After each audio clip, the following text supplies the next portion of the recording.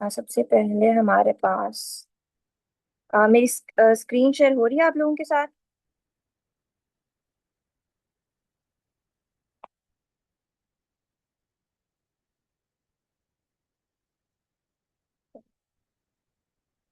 Alright, ठीक है।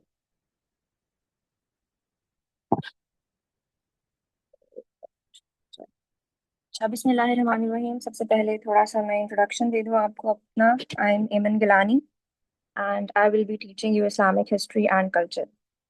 अच्छा, सबसे पहले तो हम लोग क्या करेंगे कि इसका थोड़ा सा सिलेबस देख लेंगे, और जिससे आपको आइडिया हो जाएगा कि आपको ये सब्जेक्ट क्यों रखना चाहिए।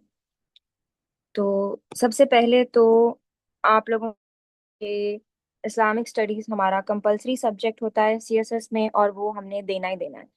और आप लोगों को ये भी पता होगा कि इस्लामिक स्टडीज जो है ना, it is becoming second CSS ऐसे subject, it's becoming new CSS ऐसे। क्योंकि 2025 का रिजल्ट आया है, तो हमने देखा है कि जो टॉपर्स हैं वो भी 40, 42, 45, इससे ज़्यादा ऊपर मैंने तो नहीं देखा किसी टॉपर का स्कोर इस्लामियात में। ऐसे में इससे ज़्यादा स्कोर आया हुआ है। तो इस्लामियात जो है ना, वो आपकी जान कहीं पे भी नहीं छोड़ेगा। पीएमएस के अंदर बाकायदा हिस्ट्री का पोर्शन है इस्लामियात का। अभी पीएमएस का पेपर आप लोगों ने देखा होगा, उसके अंदर उसने डायरेक्टली दो क्वेश्चंस हिस्ट्री में से पूछे हुए हैं, प्योरली हिस्ट्री, और उसमें तो हिस्ट्री का पोर्शन भी होता है। इसके अलावा इस्लामिक हिस्ट्री एंड कल्चर ये वो सब्जेक्ट है जिसमें एग्जामिनर आपको ग्रेस मार्क्स देता है सिर्फ इस सब्जेक्ट को रखने के। इस तरह के कुछ सब्जेक्ट्स होते हैं, जैसे हमारे पास पंजाबी होता है, उस लैंग्वेजेस में से कोई भी आप ले लें तो उसमें वो आपको ग्रेस मार्क्स देता है अगर आपने सब्जेक्ट के साथ जस्टिस किया हुआ है। ऐसे नहीं कि आपने बस सब्जेक्ट रख लिया और उसने आपको मार्क्स दे दिया, आपको उसके साथ जस्टिस करना पड़ता है। बट उस सब्जेक्ट को वो खींचता नहीं है। दूसरी बात ये कि इस सब्जेक्ट को लोग ऑप्ट नहीं करते, और जिस भी सब्जेक्ट को बहुत ज्यादा लोग नहीं उठा रहे होते हैं, उस सब्जेक्ट में इनएविटेबली कंपटीशन बहुत कम रह जाता है। और एग्जामिनर फिर आपको इस चीज के भी मार्क्स देता है कि अच्छा, इस बच्चे ने एक अनकन्वेंशनल सब्जेक्ट उठाया है और उसमें इसने अच्छा परफॉर्म किया है, तो वो आपको इस चीज के भी मार्क्स देता है। तीसरी बात, ये वो सब्जेक्ट है जिसके अंदर बहुत प्रिडिक्टेबल किस्म के क्वेश्चंस आते हैं। हम लोग इस साल का पेपर भी डिस्कस करेंगे, और उससे भी आप लोगों को आइडिया हो जाएगा कि हिस्ट्री वाले पोर्शन में से अगर किसी ने कोई सब्जेक्ट रखना है तो वो क्यों इस्लामिक हिस्ट्री होना चाहिए।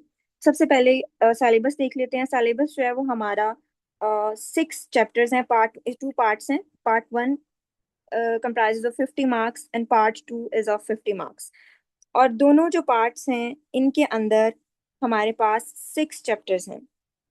और इंशाल्लाह आज मेरी कोशिश होगी कि हम ये जो प्री इस्लामिक अरेबिया है इसको कंप्लीट करें। ये पूरा एक चैप्टर है, और इसको जो है ना, वो हम लोग ये हर चीज़ जो यहाँ पे डिस्कस की है, इसमें से उसने 3-4 दफ़ा पहले क्वेश्चन किया हुआ है, तो हम इसको डिस्कस करेंगे। उसके बाद सेकंड पार्ट है हमारे पास द डॉन ऑफ इस्लाम। ये प्योरली सीरत का टॉपिक है। अगर आप लोगों ने इस्लामिक स्टडीज का सिलेबस देखा हुआ है तो एग्जैक्टली यही चीजें वो इस्लामिक स्टडीज में आपसे सीरत में से पूछ रहा होता है, जो कि बच्चे नहीं लिख पा रहे होते हैं। और इसी वजह से आपका सीरत का क्वेश्चन जो है ना, बहुत वेग सा जो आपने आंसर लिखा होता है, वो एग्जामिनर एक्सेप्ट नहीं करता, क्योंकि वो आपसे हिस्ट्री मांग रहा होता है, आपसे हिस्ट्री पूछ रहा होता है। आपसे वो पूछ रहा होता है, जब वो आपसे मिलिट्री स्ट्रैटेजिस्ट की बात कर रहा है तो वो आपसे पूछ रहा होता है कि जो गजबात हुए हैं उनके पीछे क्या स्ट्रैटेजीज थी, जो ट्रीटीज हुई हैं, जो एक मदीना की स्टेट एस्टेब्लिश हुई उसके बाद जो ट्रीटीज हुई हैं आप सल्लल्लाहु अलैहि वसल्लम ने की, उनके पीछे क्या स्ट्रैटेजीज थी, और फिर उनका क्या अल्टीमेटली इम्पैक्ट आया इस्लामिक स्टेट पर। ये सारी चीजें वो आपसे पूछ रहा होता है, और आप लोगों ने जब सुपरफिशियल सीरत पढ़ी होती है तो आप लोगों की ये चीजें क्लियर नहीं होती। तो सेकंड पोर्शन जो है ये आपका सीरत का है। थर्ड पार्ट बहुत ही प्रिडिक्टेबल से क्वेश्चंस आते हैं इसमें से। खुलफाए राशिदीन का पीरियड है हमारे पास, हजरत अबू बकर का पीरियड है। इसमें वो आपसे 2-3 तरह के क्वेश्चंस पूछता है। एक तो कंसोलिडेशन ऑफ इस्लाम, उसके अंदर कुरान पाक की जमा के बारे में वो आपसे पूछता है। फिर अपोस्टेसी वॉर्स हैं, और फिर कुछ एक्सपीडिशंस हुए जो आप हजरत अबू बकर के टाइम पे वो पूछता है। इसी तरह हजरत उमर का टाइम पीरियड है, इसमें वो आपसे एडमिनिस्ट्रेटिव एडमिनिस्ट्रेटिव सिस्टम और जो एक्सपेंशन हुई इसी पर क्वेश्चन करेगा बार बार। उसके बाद हजरत उस्मान का जो टाइम पीरियड है इसमें हमें पता है चैलेंजेस आ गए थे, उम्मत को, खिलाफत को बहुत ज़्यादा चैलेंजेस आ गए थे। इसके अलावा इसमें यहाँ पे वो पर्टिकुलरली शूरा का कॉन्सेप्ट और जो सिलेक्शन हुई थी हजरत उस्मान की एज अ कैलिफ, उसको सामने रखते हुए आपसे पूछ लेता है कि किस तरह से वो शूरा के स्पिरिट को या डेमोक्रेसी के स्पिरिट को शो करता है। देन हमारे पास हजरत अली का पोर्शन है, इसमें भी वो बहुत प्रिडिक्टेबल से क्वेश्चन करता है। और एंड पर जो हमारा एब्डिकेशन ऑफ हजरत इमाम हसन का है, तो इसमें से वो जो खवारिज का फितना है या जो फैक्शनलिज्म का राइज हुआ और उसके बाद अल्टीमेटली अनफॉर्चुनेटली जो खिलाफत का इंस्टीट्यूट खत्म हुआ, वो यहाँ पे इससे क्वेश्चन कर लेता है आपसे। और उसके बाद नेक्स्ट हमारे पास पोर्शन है फोर्थ पोर्शन। ये वही पोर्शन है जो आप लोगों ने इस्लामिक स्टडीज में जो आप लोग नहीं कर पाते हैं। इस्लामिक स्टडीज का अगर मैं गलत नहीं कह रही हूँ तो सेकंड लास्ट चैप्टर एडमिनिस्ट्रेशन से मुतालिक होता है, पॉलिटिकल इंस्टीट्यूशन से मुतालिक होता है।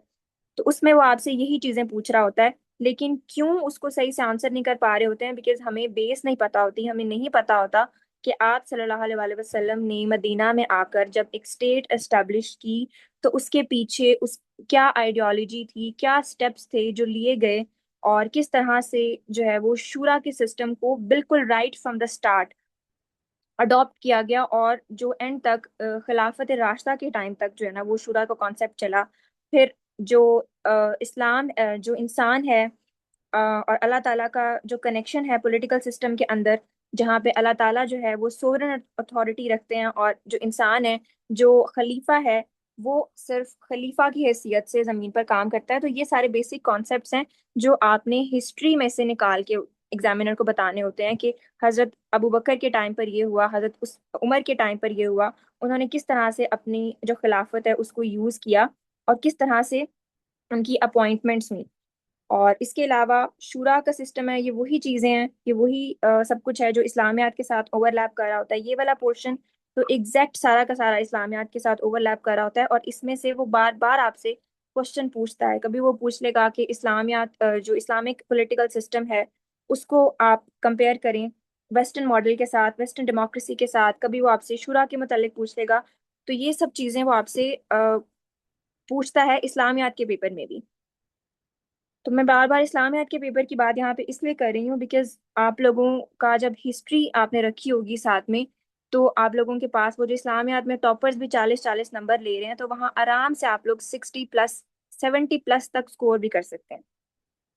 तो इसके बाद नेक्स्ट चैप्टर है हमारा इंस्टीट्यूशनल डेवलपमेंट। ये अर्ली फेज, ये भी खुलफा राशिदीन और आप सल्लल्लाहु अलैहि वसल्लम का टाइम पीरियड है। इसमें वो आपसे पूछता है कि लॉ कैसे डेवलप हुआ, जो जुडिशरी थी वो किस तरह से डेवलप हुई, एडमिनिस्ट्रेटिव स्ट्रक्चर, ये सारी ऊपर वाली बातें हैं। फिर अर्ली एजुकेशनल सिस्टम, इस पर भी उसने इस वक्त इस दफा पीएमएस में क्वेश्चन किया हुआ है कि एजुकेशनल सिस्टम जो था वो आप सल्लल्लाहु अलैहि वसल्लम का वो किस तरह से था। फिर प्रोपगेशन ऑफ इस्लाम, अब ये जो दावा वाला है ये इसके साथ जाके मिलता है, रोल ऑफ होली प्रॉफिट सल्लल्लाहु अलैहि वसल्लम एज अ मोटिवेटर।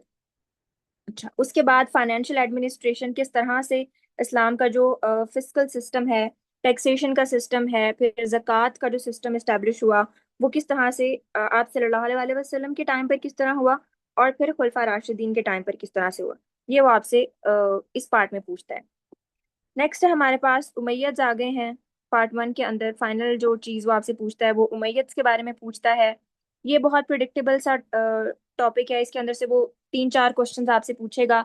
या तो वो आपसे पॉलिटिकल हिस्ट्री पे कभी उसने आपसे क्वेश्चन नहीं किया, लेकिन ये हम डिटेल में पढ़ेंगे क्योंकि पॉलिटिकल हिस्ट्री पर ही एडमिनिस्ट्रेशन और जो स्टेट क्राफ्ट की डेवलपमेंट है वो डिपेंड कर रही होती है। उसके बाद हमारे पास सोशल स्ट्रक्चर है और इमर्जेंस ऑफ अरेबिक लिटरेचर। ये यहाँ पे 3-4 क्वेश्चंस बनते हैं और वो यही पूछता है। या तो वो आपसे पूछेगा कि उमैय्यद्स का जो एडमिनिस्ट्रेटिव सिस्टम है उनके कैरेक्टरिस्टिक्स बता दें, या वो आपसे पूछेगा कि उमैय्यद्स का जो फॉल है उसकी क्या रीजंस बनी, या फिर उमैय्यद्स के टाइम पे जो कल्चरल डेवलपमेंट्स हुई उसके बारे में वो आपसे पूछेगा। ठीक है, यहाँ पर हमारा जो पार्ट 1 है ना वो खत्म हो गया। और ये आपने याद रखना है कि पार्ट 1 के अंदर से वो आपको 4 क्वेश्चंस देता है और उसमें से आपने 2 क्वेश्चंस पिक करने होते हैं। तो मतलब पार्ट 1 जो है ना उसके अंदर बहुत आपके पास इजी मार्जिन होता है। आप सीरत में से कोई क्वेश्चन वो लाजमी देता है, फिर खुलफा राशिदीन के टाइम पीरियड में वो क्वेश्चन आपको लाजमी देता है। तो आपके पास इस पार्ट के अंदर बहुत ज्यादा मार्जिन होता है कि आप जो है वो आराम से अपनी मर्जी का क्वेश्चन पिक कर सकते हैं। अच्छा, अब पार्ट टू है हमारे पास। पार्ट टू के अंदर, पार्ट टू वो स्टार्ट करता है अब्बासिड्स के साथ। और इसमें अब्बासिड्स का पीरियड क्योंकि काफी लंबा है, और इसके अंदर जो दो तीन चीजें मेन मेन है, एडमिनिस्ट्रेटिव स्ट्रक्चर है, फिर जो मुस्लिम फिलोसफी पर उसने इस दफा भी क्वेश्चन किया हुआ है। और इसके बाद वो आपसे पूछता है कि मुसलमानों की जो साइंटिफिक कॉन्ट्रीब्यूशंस रही हैं अब्बासिड्स के टाइम पर, बैतुल हिकमा है, ट्रांसलेशन मूवमेंट जो चली, उससे मुतालिक वो आपसे पूछता है। मुस्लिम साइंटिस्ट जो है बेसिकली इससे पूछता है। अब ये वाला जो पार्ट है ना, वो आपका ओवरलैप कर रहा होता है इस्लामिक स्टडीज का, वो जो सिविलाइजेशन वाला चैप्टर है ना, उसके उसके साथ ही बहुत ज्यादा ओवरलैप कर रहा होता है। बिकॉज इस दफा भी हमने सीएसएस का पेपर देखा, उसने आपसे पूछा है कि इस्लाम और वेस्ट का एक दूसरे के ऊपर क्या इम्पैक्ट है। और अगर मैं गलत नहीं कह रही हूँ, उसने यही पूछा हुआ है कि इस्लाम का वेस्ट के ऊपर और वेस्ट का इस्लाम के ऊपर क्या इम्पैक्ट है। तो ये जो इम्पैक्ट है ना, ये आपको आप अभी इससे शुरू हो जाएं कि अभी इस वक्त क्या हो रहा है दुनिया में, ये लिखना शुरू हो जाएं, तो आपको वो मार्क्स नहीं देगा। आपको यहाँ से स्टार्ट करना पड़ेगा कि जब मुस्लिम जो है ना वो जो गोल्डन एज इस्लाम का चल रहा था, वो पीक पर था। उस टाइम पे यूरोप के अंदर स्कूल्स और एजुकेशनल इंस्टीट्यूट्स बंद हो चुके हुए थे। तो उन्होंने क्या किया कि उन्होंने इस्लाम का जो मॉडल था, मुस्लिम साइंसदान जो थे, उन्होंने जो भी काम किया हुआ था, उन्होंने वो काम जो है रेनेसांस को इन्फ्लुएंस किया। और उसके बाद जो है ना यूरोपियंस ने उसको अडॉप्ट किया। तो यहाँ से स्टार्ट होता है इस्लाम का इम्पैक्ट वेस्ट के ऊपर। तो आपने हिस्ट्री बतानी होती है इस्लामियात के पेपर में, क्योंकि इस्लामियात के पेपर को जब तक आप स्टार्ट से उसको नहीं बताएंगे एग्जामिनर को, आई अश्योर यू वो आपको मार्क्स नहीं देगा। अच्छा, उसके बाद हमारे पास मुस्लिम रूल इन स्पेन है। इसके अंदर वो दो तरह के क्वेश्चन करता है। या तो वो आपसे फ्रेगमेंटेशन की बात करता है कि ग्रेनाडा जो है ना वो फॉल हुआ, उसके रीजंस बताएं। या फिर वो आपसे इसके अंदर भी मुस्लिम स्पेन के अंदर जो मुस्लिम साइंसदान हैं, या जो आर्ट एंड आर्किटेक्चर के अंदर कंट्रीब्यूशन हुई है मुसलमानों की, वो इस पर आपसे क्वेश्चन करता है। उसके बाद हमारे पास है नेक्स्ट क्रूसेड्स हैं। क्रूसेड्स भी एक लेक्चर के अंदर ये टॉपिक होने वाला है। और इसके अंदर भी वो आपसे दो तीन तरह की चीजें पूछता है। बहुत प्रिडिक्टेबल सा क्वेश्चन इसके अंदर से भी वो बनाता है कि या वो पूछ लेगा कि मुसलमानों के ऊपर क्या इम्पैक्ट आया क्रूसेड्स का, या वो पूछ लेगा क्रिश्चियंस के ऊपर क्या इम्पैक्ट आया। या वो पूछ लेगा कि इनके जो रिलीजियस इम्पैक्ट से या पॉलिटिकल इम्पैक्ट से, या फिर मॉडर्न डे में क्रूसेड का क्या इम्पैक्ट हमें नजर आता है। तो इसमें से भी वो आपसे दो तीन तरह के प्रिडिक्टेबल क्वेश्चन करता है। नेक्स्ट हमारे पास है ऑटोमन एम्पायर। इसके अंदर वो आपसे अ, बहुत, इसके अंदर जो फेमस क्वेश्चन बनता है वो इनकी एडमिनिस्ट्रेशन या इनकी जो तंजीमात हैं उस पर क्वेश्चन कर लेगा। और पूछेगा कि किस तरह से, क्योंकि हमें पता है ऑटोमन एम्पायर बहुत वास्ट एम्पायर था, तो किस तरह से उसने जो है ना वो पूरे यूरोप को अपनी एडमिनिस्ट्रेशन के थ्रू संभाल के रखा हुआ था। इस पर वो ये क्वेश्चन यहाँ से पूछ लेता है। देन हमारे पास सूफीज्म है। ये भी छोटा सा टॉपिक है, आपने बताना है ओरिजिन किस तरह से हुआ, डेवलपमेंट किस तरह से हुई। और मेनली यहाँ पे वो जो सब कॉन्टिनेंट के सूफीज हैं उनके बारे में आपसे पूछ लेता है। अच्छा जी, नेक्स्ट है जो एग्जामिनर का मोस्ट फेवरेट पोर्शन है, जो कि मुझे लगता है कि एक आधा साल ही उसने स्किप किया होगा। इस्लाम and modernity in contemporary world, Islamic modernism पर वो लाजमी क्वेश्चन करता है। और यही इस्लामिक मॉडर्निज्म का बाकायदा चैप्टर आपकी इस्लामिक स्टडीज के अंदर भी है। अब इसमें हमने देखना होता है कि इस्लामिक मॉडर्निज्म किस तरह से इमर्ज हुई, फिर इस्लाम और वेस्ट का आपस में क्या रिलेशन रहा, क्या दोनों के चैलेंजेस हैं मॉडर्न डे से, बहुत रेलिवेंट है। इवन इसमें से आपका एक सीधा सीधा ऐसे का टॉपिक प्रिपेयर हो जाता है इस्लामिक मॉडर्निज्म से। इस्लामिक स्टडीज में भी वो क्वेश्चन, इस साल भी उसने इस्लाम वर्सेस वेस्ट पर क्वेश्चन दिया है। और इस्लामिक हिस्ट्री में तो लाजमी वो इस चैप्टर में से क्वेश्चन देता है। तो ये हमारा सिलेबस हो गया, बहुत प्रिडिक्टेबल सा सिलेबस है। और इसके अंदर कोई बहुत लंबा चौड़ा काम नहीं है। जिसको किसी को हिस्ट्री के अंदर थोड़ा सा इंटरेस्ट है, या जो कोई चाहता है कि उसके पास एक एज हो इस्लामिक स्टडीज के अंदर भी, और एक ऑप्शनल जो आपको 95+ तक मार्क्स दे रहा है, तो आई सजेस्ट कि आप लोग लाजमी लाजमी इसको जो है ना वो रखें। अच्छा, इसके बाद तो एक दफा देख लेते हैं CSS 2026 का पेपर देख लेते हैं। इसमें उसने आपसे पूछा हुआ है सबसे पहले, तो उसने पूछा है कि अभी ये वही क्वेश्चन है जो हमने आज करना भी है बाकायदा। उसने पूछा है कि क्रिटिकली एनालाइज करें economic structure of Arab society before the dawn of Islam. अब ये प्री इस्लामिक अरेबिया के ऊपर उसने लास्ट क्वेश्चन 2018 के अंदर किया हुआ था, और अब उसने 2026 के अंदर इस पर क्वेश्चन किया, तो इससे एज सच क्वेश्चन नहीं आते, बट आपका ये वाला पोर्शन जब तक क्लियर नहीं होगा आगे आप लोग नहीं जा सकेंगे। नेक्स्ट उसने आपसे पूछा है कि प्रॉफिट सल्लल्लाहु अलैहि वसल्लम की डिप्लोमेटिक स्ट्रैटेजी, ये एग्जैक्टली वो यही क्वेश्चन आपसे इस्लामिक स्टडीज के पेपर में भी पूछता है, तो ये एग्जैक्ट वहाँ उसके साथ ओवरलैप हो जाता है। उसके बाद रोल ऑफ शूरा in political system of Islam, ये मैंने आप लोगों को बताया ना, वो आपसे शूरा के ऊपर क्वेश्चन करता है, और ये हम डिटेल के अंदर पढ़ेंगे। जो चारों हमारे पास खुलफा राशिदीन है, उनके टाइम पर जो शूरा का इंस्टीट्यूट है वो किस तरह से डेवलप हुआ। उसके बाद जो फिफ्थ क्वेश्चन है वो है हजरत उमर के रिफॉर्म्स पब्लिक वेलफेयर के लिए। ये भी बहुत प्रिडिक्टेबल सा क्वेश्चन है। उसके बाद नेक्स्ट हमारे पास है इंटेलेक्चुअल कॉन्ट्रीब्यूशंस है हमारे पास मुस्लिम फिलोसफर्स की अब्बासिड्स के टाइम पर। वही मैंने आप लोगों को बताया कि बिल्कुल ये आपसे अब्बासिड्स के टाइम पीरियड में से जो दो तीन तरह के क्वेश्चंस करता है, ये वही क्वेश्चन है। ये क्वेश्चन उसने आपसे पहले भी तीन चार दफा पूछा हुआ है पास पेपर्स में। उसके बाद ऑटमन्स का एडमिनिस्ट्रेटिव स्ट्रक्चर। अब इनका जो एडमिनिस्ट्रेटिव स्ट्रक्चर है ना, दैट इज वेरी फेमस, तंजीमात इनकी थी, और इस पर भी उसने पहले क्वेश्चन किया हुआ है। अच्छा, उसके बाद हमारे पास है अभी जो लास्ट क्वेश्चन है, propose measures to promote good relations with between Islam and West. अब अंडरलाइन चैलेंजेस, ये मॉडर्निटी वाला क्वेश्चन है। ये जो हमने अभी देखा है लास्ट चैप्टर, मैंने आपको बताया एग्जामिनर का मोस्ट फेवरेट चैप्टर है, इसमें से वो लाजमी आपको क्वेश्चन करेगा। तो ये आप लोगों ने हमने देख लिया, सिलेबस भी देख लिया है, और हमने इसमें अ, जो 2026 का पेपर है ये भी देख लिया है। काइंडली आप लोग ना ऐसा करें, मुझे 2 मिनट दें क्योंकि अजान शुरू हो गई है, उसके बाद हम प्रॉपर लेक्चर स्टार्ट करते हैं।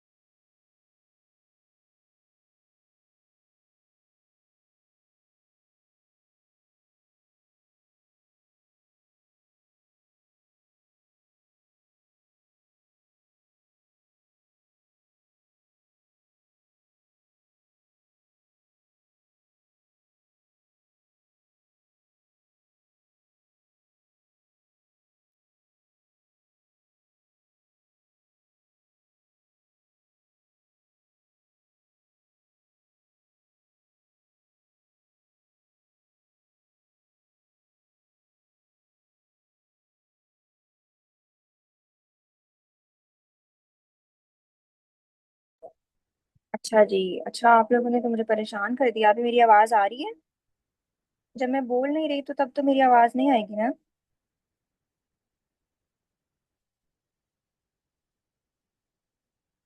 चलें चलें, ठीक है। ओके।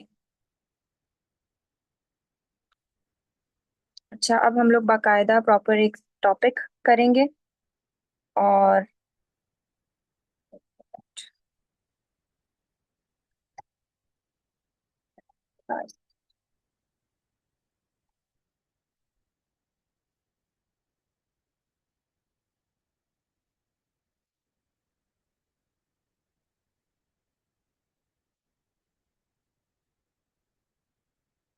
चल अच्छा जी, तो हमारा जो पहला टॉपिक है, ये बाकायदा एक पूरा चैप्टर है। जो 12 चैप्टर्स हैं उनमें से एक चैप्टर है।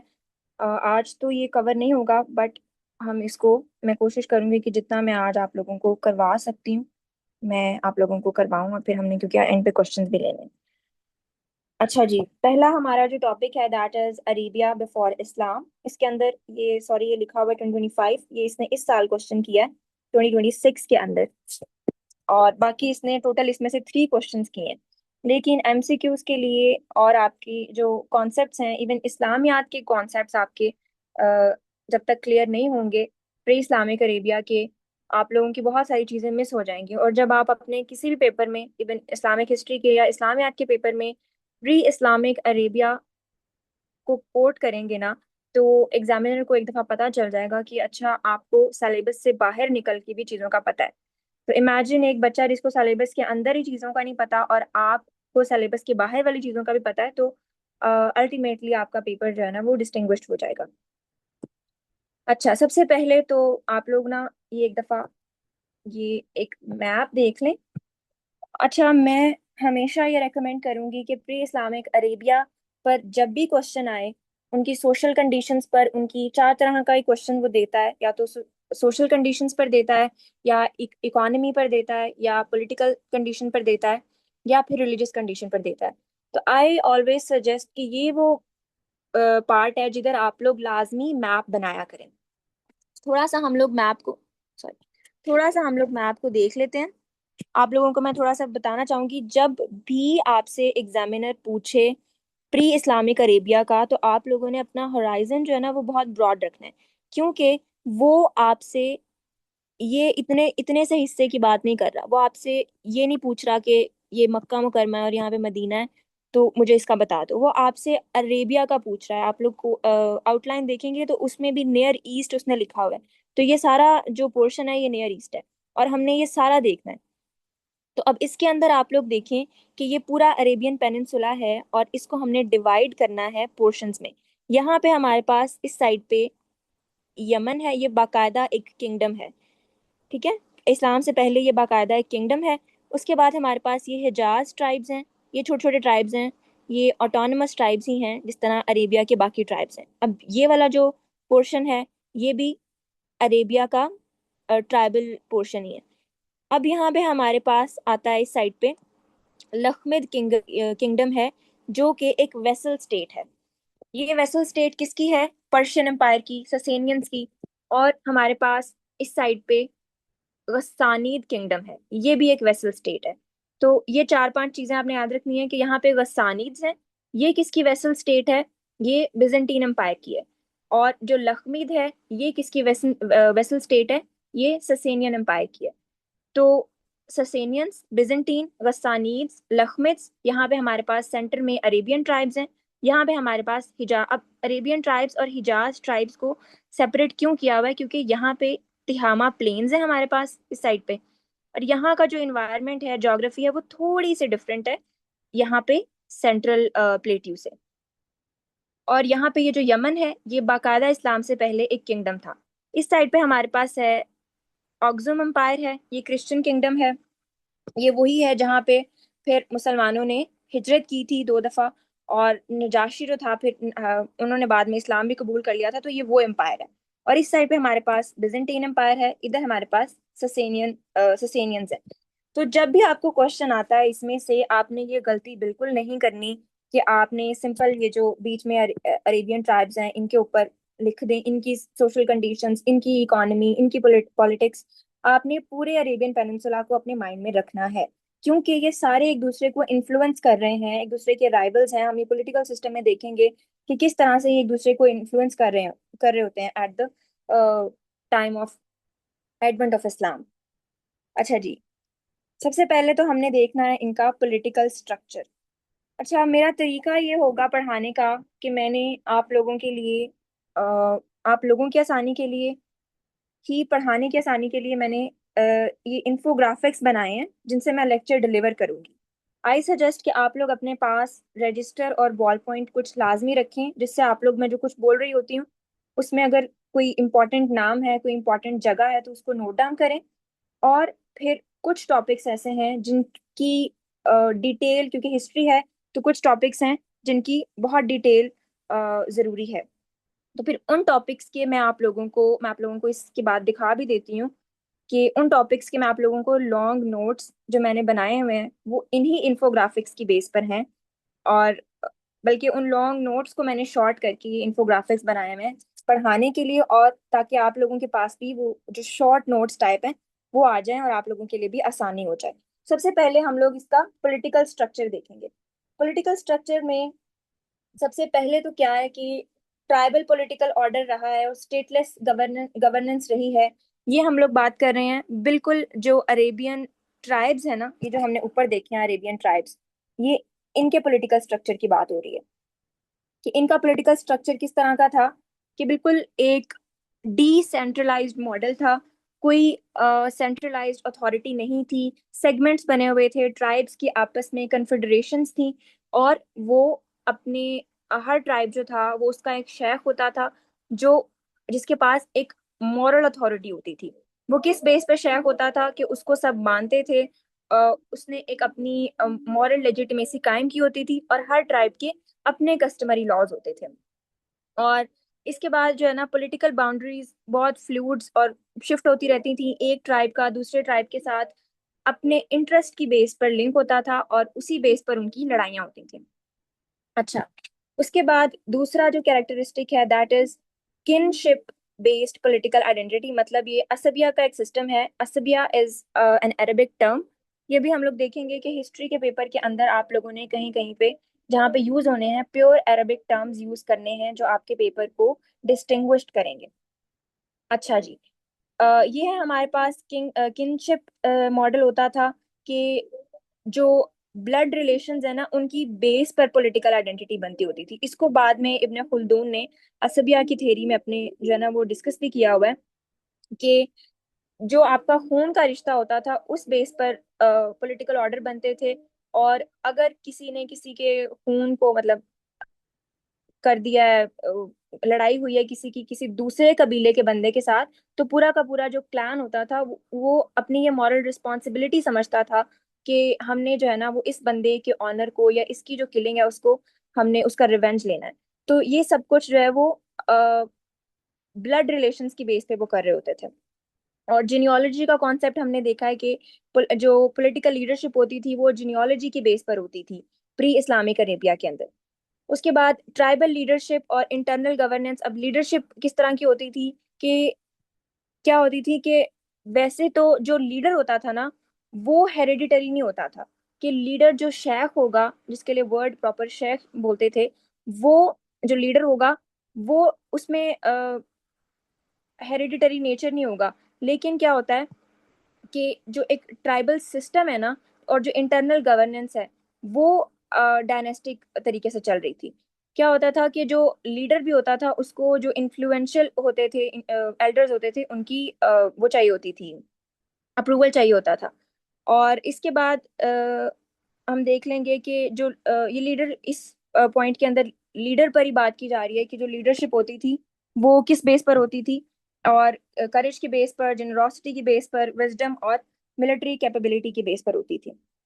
अच्छा, उसके बाद अगेन मैं बता रही हूँ ये जो हेडर्स हैं ये सारे अरेबिया की जो ट्राइब्स हैं उनकी हम बात करें, उनकी पॉलिटिकल ऑर्डर की बात करें। अब आगे आगे हम देखेंगे, हम इसको एक्सपैंड करते जाएंगे और आगे हम गसानीड्स और जो लखमिद्स हैं उनकी बात करते जाएंगे और फिर पूरे अरेबियन पेनिनसुला को डिस्कस करेंगे। उसके बाद हमारे पास इंटर इंटर ट्राइबल वॉरफेयर और रेडिंग कल्चर जो था वो बहुत कॉमन था। अब ये भी हम लोग इनकी इकोनॉमी के अंदर भी रेडिंग कल्चर को डिस्कस करेंगे कि प्रॉपर एक इकोनॉमी थी। तो ये एक पॉलिटिक्स में भी इसको डिस्कस किया जा सकता है और उनकी इकोनॉमी के अंदर भी डिस्कस किया जा सकता है कि जो रेडिंग कल्चर था और जो ट्राइबल वॉरफेयर थी वो बहुत कॉमन थी। और उसी बेस पर उनकी करेज का, उनके ऑनर का, उनके प्रेस्टीज का पता चलता था। अब इसके अंदर हमारे पास जो है ना आपने कुछ एग्जांपल्स अगर इसके अंदर कोट करनी हो तो हमारे पास वॉर ऑफ बसूस है। जो बनु बकर और बनु तगलिब के दरमियान जंग हुई थी। बसूस एक औरत थी और उसकी एक शी कैमल को दूसरे कबीले का जो एक बंदा था उसने गलती से मार दिया था और उस बेस पे 40 साल बनु बकर और बनु तगलिब की जो है ना वो लड़ाइयाँ रहीं, और उनका जो एक पॉलिटिकल इन्फ्लुएंस था वो फिर दूसरे ट्राइब्स की तरफ जाता रहा, और उनके आपस के ताल्लुकात जो है ना वो 40 साल तक इस जंग की वजह से खराब रहे। तो इंटर ट्राइबल वॉरफेयर जो था वो एक कॉमन प्रैक्टिस थी, बल्कि ये एक कैरेक्टरिस्टिक था उनके पॉलिटिकल ऑर्डर का। उसके बाद वही बात है दोबारा कि रेड्स जो है ना वो लाइव स्टॉक, वाटर कारवांस वगैरह को टारगेट करते थे, और ये उनके पॉलिटिकल कल्चर का एक मेन पार्ट था, पॉलिटिकल कल्चर का भी और उनकी इकोनॉमी का भी। और वॉरफेयर जो था ना उसको वो बहुत जरूरी चीज समझते थे कि जब तक वो जंगे नहीं करेंगे, एक दूसरे के ऊपर अपनी जो प्रेस्टीज है उसको शो नहीं करेंगे, तब तक उनका जो ऑनर है वो रीइंफोर्स नहीं होगा। तो पॉलिटिकल जो सिस्टम था उसका वॉरफेयर एक बहुत इंपॉर्टेंट कैरेक्टरिस्टिक था, और फिर एक रीडिंग कल्चर। उसके बाद है कि मेजर ट्राइबल कॉन्फ्लिक्ट्स होते थे और उनके फिर पॉलिटिकल कॉन्सिक्वेंसेज होते थे। जैसे हमने डिस्कस किया कि वॉर ऑफ बसूस, ट्राइब्स के आपस में थोड़ी थोड़ी जंगें हो गई, और उन्होंने क्या किया कि वो पावर्स को शिफ्ट करते थे। अभी ऊपर अगर हम लोग मैप देख लें, ये ये बनु बकर है, सॉरी, ये बनु बकर है और ये तगलिब है। अब ये जो नॉर्दर्न पार्ट है ना, ये 40 साल की जंग ने इस नॉर्दर्न पार्ट की जो पॉलिटिक्स थी उसको इन्फ्लुएंस किया, और इस वजह से फिर ये जो सारा इलाका आसपास के जितने ट्राइब्स हैं वो फिर एक दूसरे को इन्फ्लुएंस करते गए। फॉर एग्जांपल बनु बकर की तगलिब के साथ लड़ाई है ना, तो वो तमीम को इन्फ्लुएंस करेगा। अब जो तगलिब है वो गफ्फान को इन्फ्लुएंस करेगा। तो ये ट्राइब्स एक दूसरे को इन्फ्लुएंस करते थे, और हर कोई अपनी सेपरेट ऑटोनॉमी रखता था, लेकिन वो एक दूसरे को मुसलसल इन्फ्लुएंस करते थे, और यही उनके पॉलिटिकल सिस्टम की बेसिक जो है वो कैरेक्टरिस्टिक थी। अच्छा जी। उसके बाद है कुरैश की पॉलिटिकल डोमिनेंस हमने देखनी है। जब हम अरेबियन ट्राइब्स की बात कर रहे हैं तो फिर यहाँ पे एक पॉइंट ये है कि जो कुरैश थे उनकी डोमिनेंस जो थी, जो ट्राइबल एरिया था नज्द का और हिजाज का एरिया, उसके अंदर कुरैश की डोमिनेंस जो थी वो बहुत ज़्यादा थी, क्योंकि उनके पास एक तो कस्टोडियनशिप थी काबा की। इसके अलावा जो कुरैश थे उनकी राइवलरी भी बहुत बड़े बड़े क्लान्स के साथ थी। फॉर एग्जांपल बनु हाशिम के साथ और बनु उमैया जो थे ना, इनकी राइवलरी, लाइक ये तो क्लान्स है ना कुरैश के अंडर आते हैं, तो इनकी राइवलरीज की वजह से भी कुरैश का जो कबीला था वो बहुत फेमस था।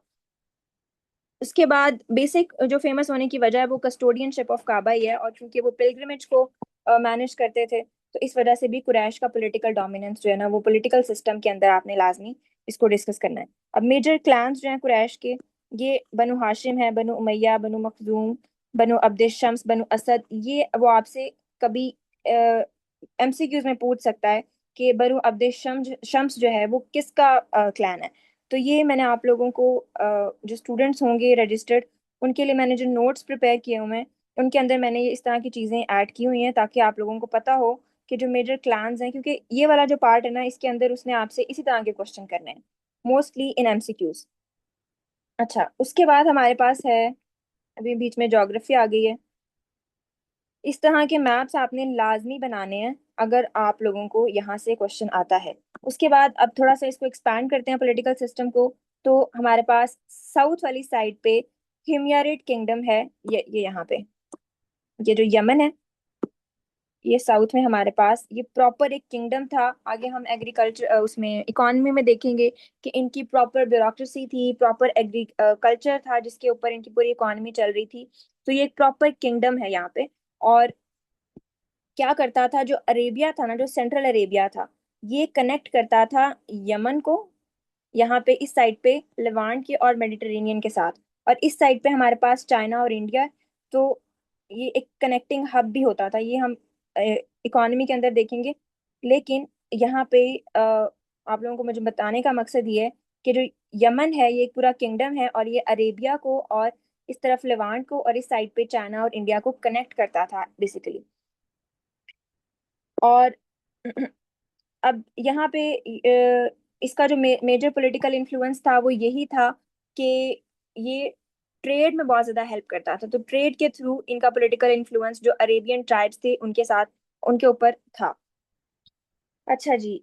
उसके बाद हमारे पास नॉर्थ ईस्टर्न अरेबिया में गस्सानीज हैं, लखमीज हैं, बिजेंटीन एम्पायर है, और पर्शिया है। अब इसका मैं थोड़ा सा आप लोगों को ओवरव्यू वैसे दे देती हूँ, बता देती हूँ, क्योंकि यहाँ पे बहुत थोड़ा सा लिखा हुआ है। मैं आप लोगों को थोड़ा सा आप लोगों की अंडरस्टैंडिंग के लिए बता देती हूँ। हमारे पास यहाँ तो बहुत मैंने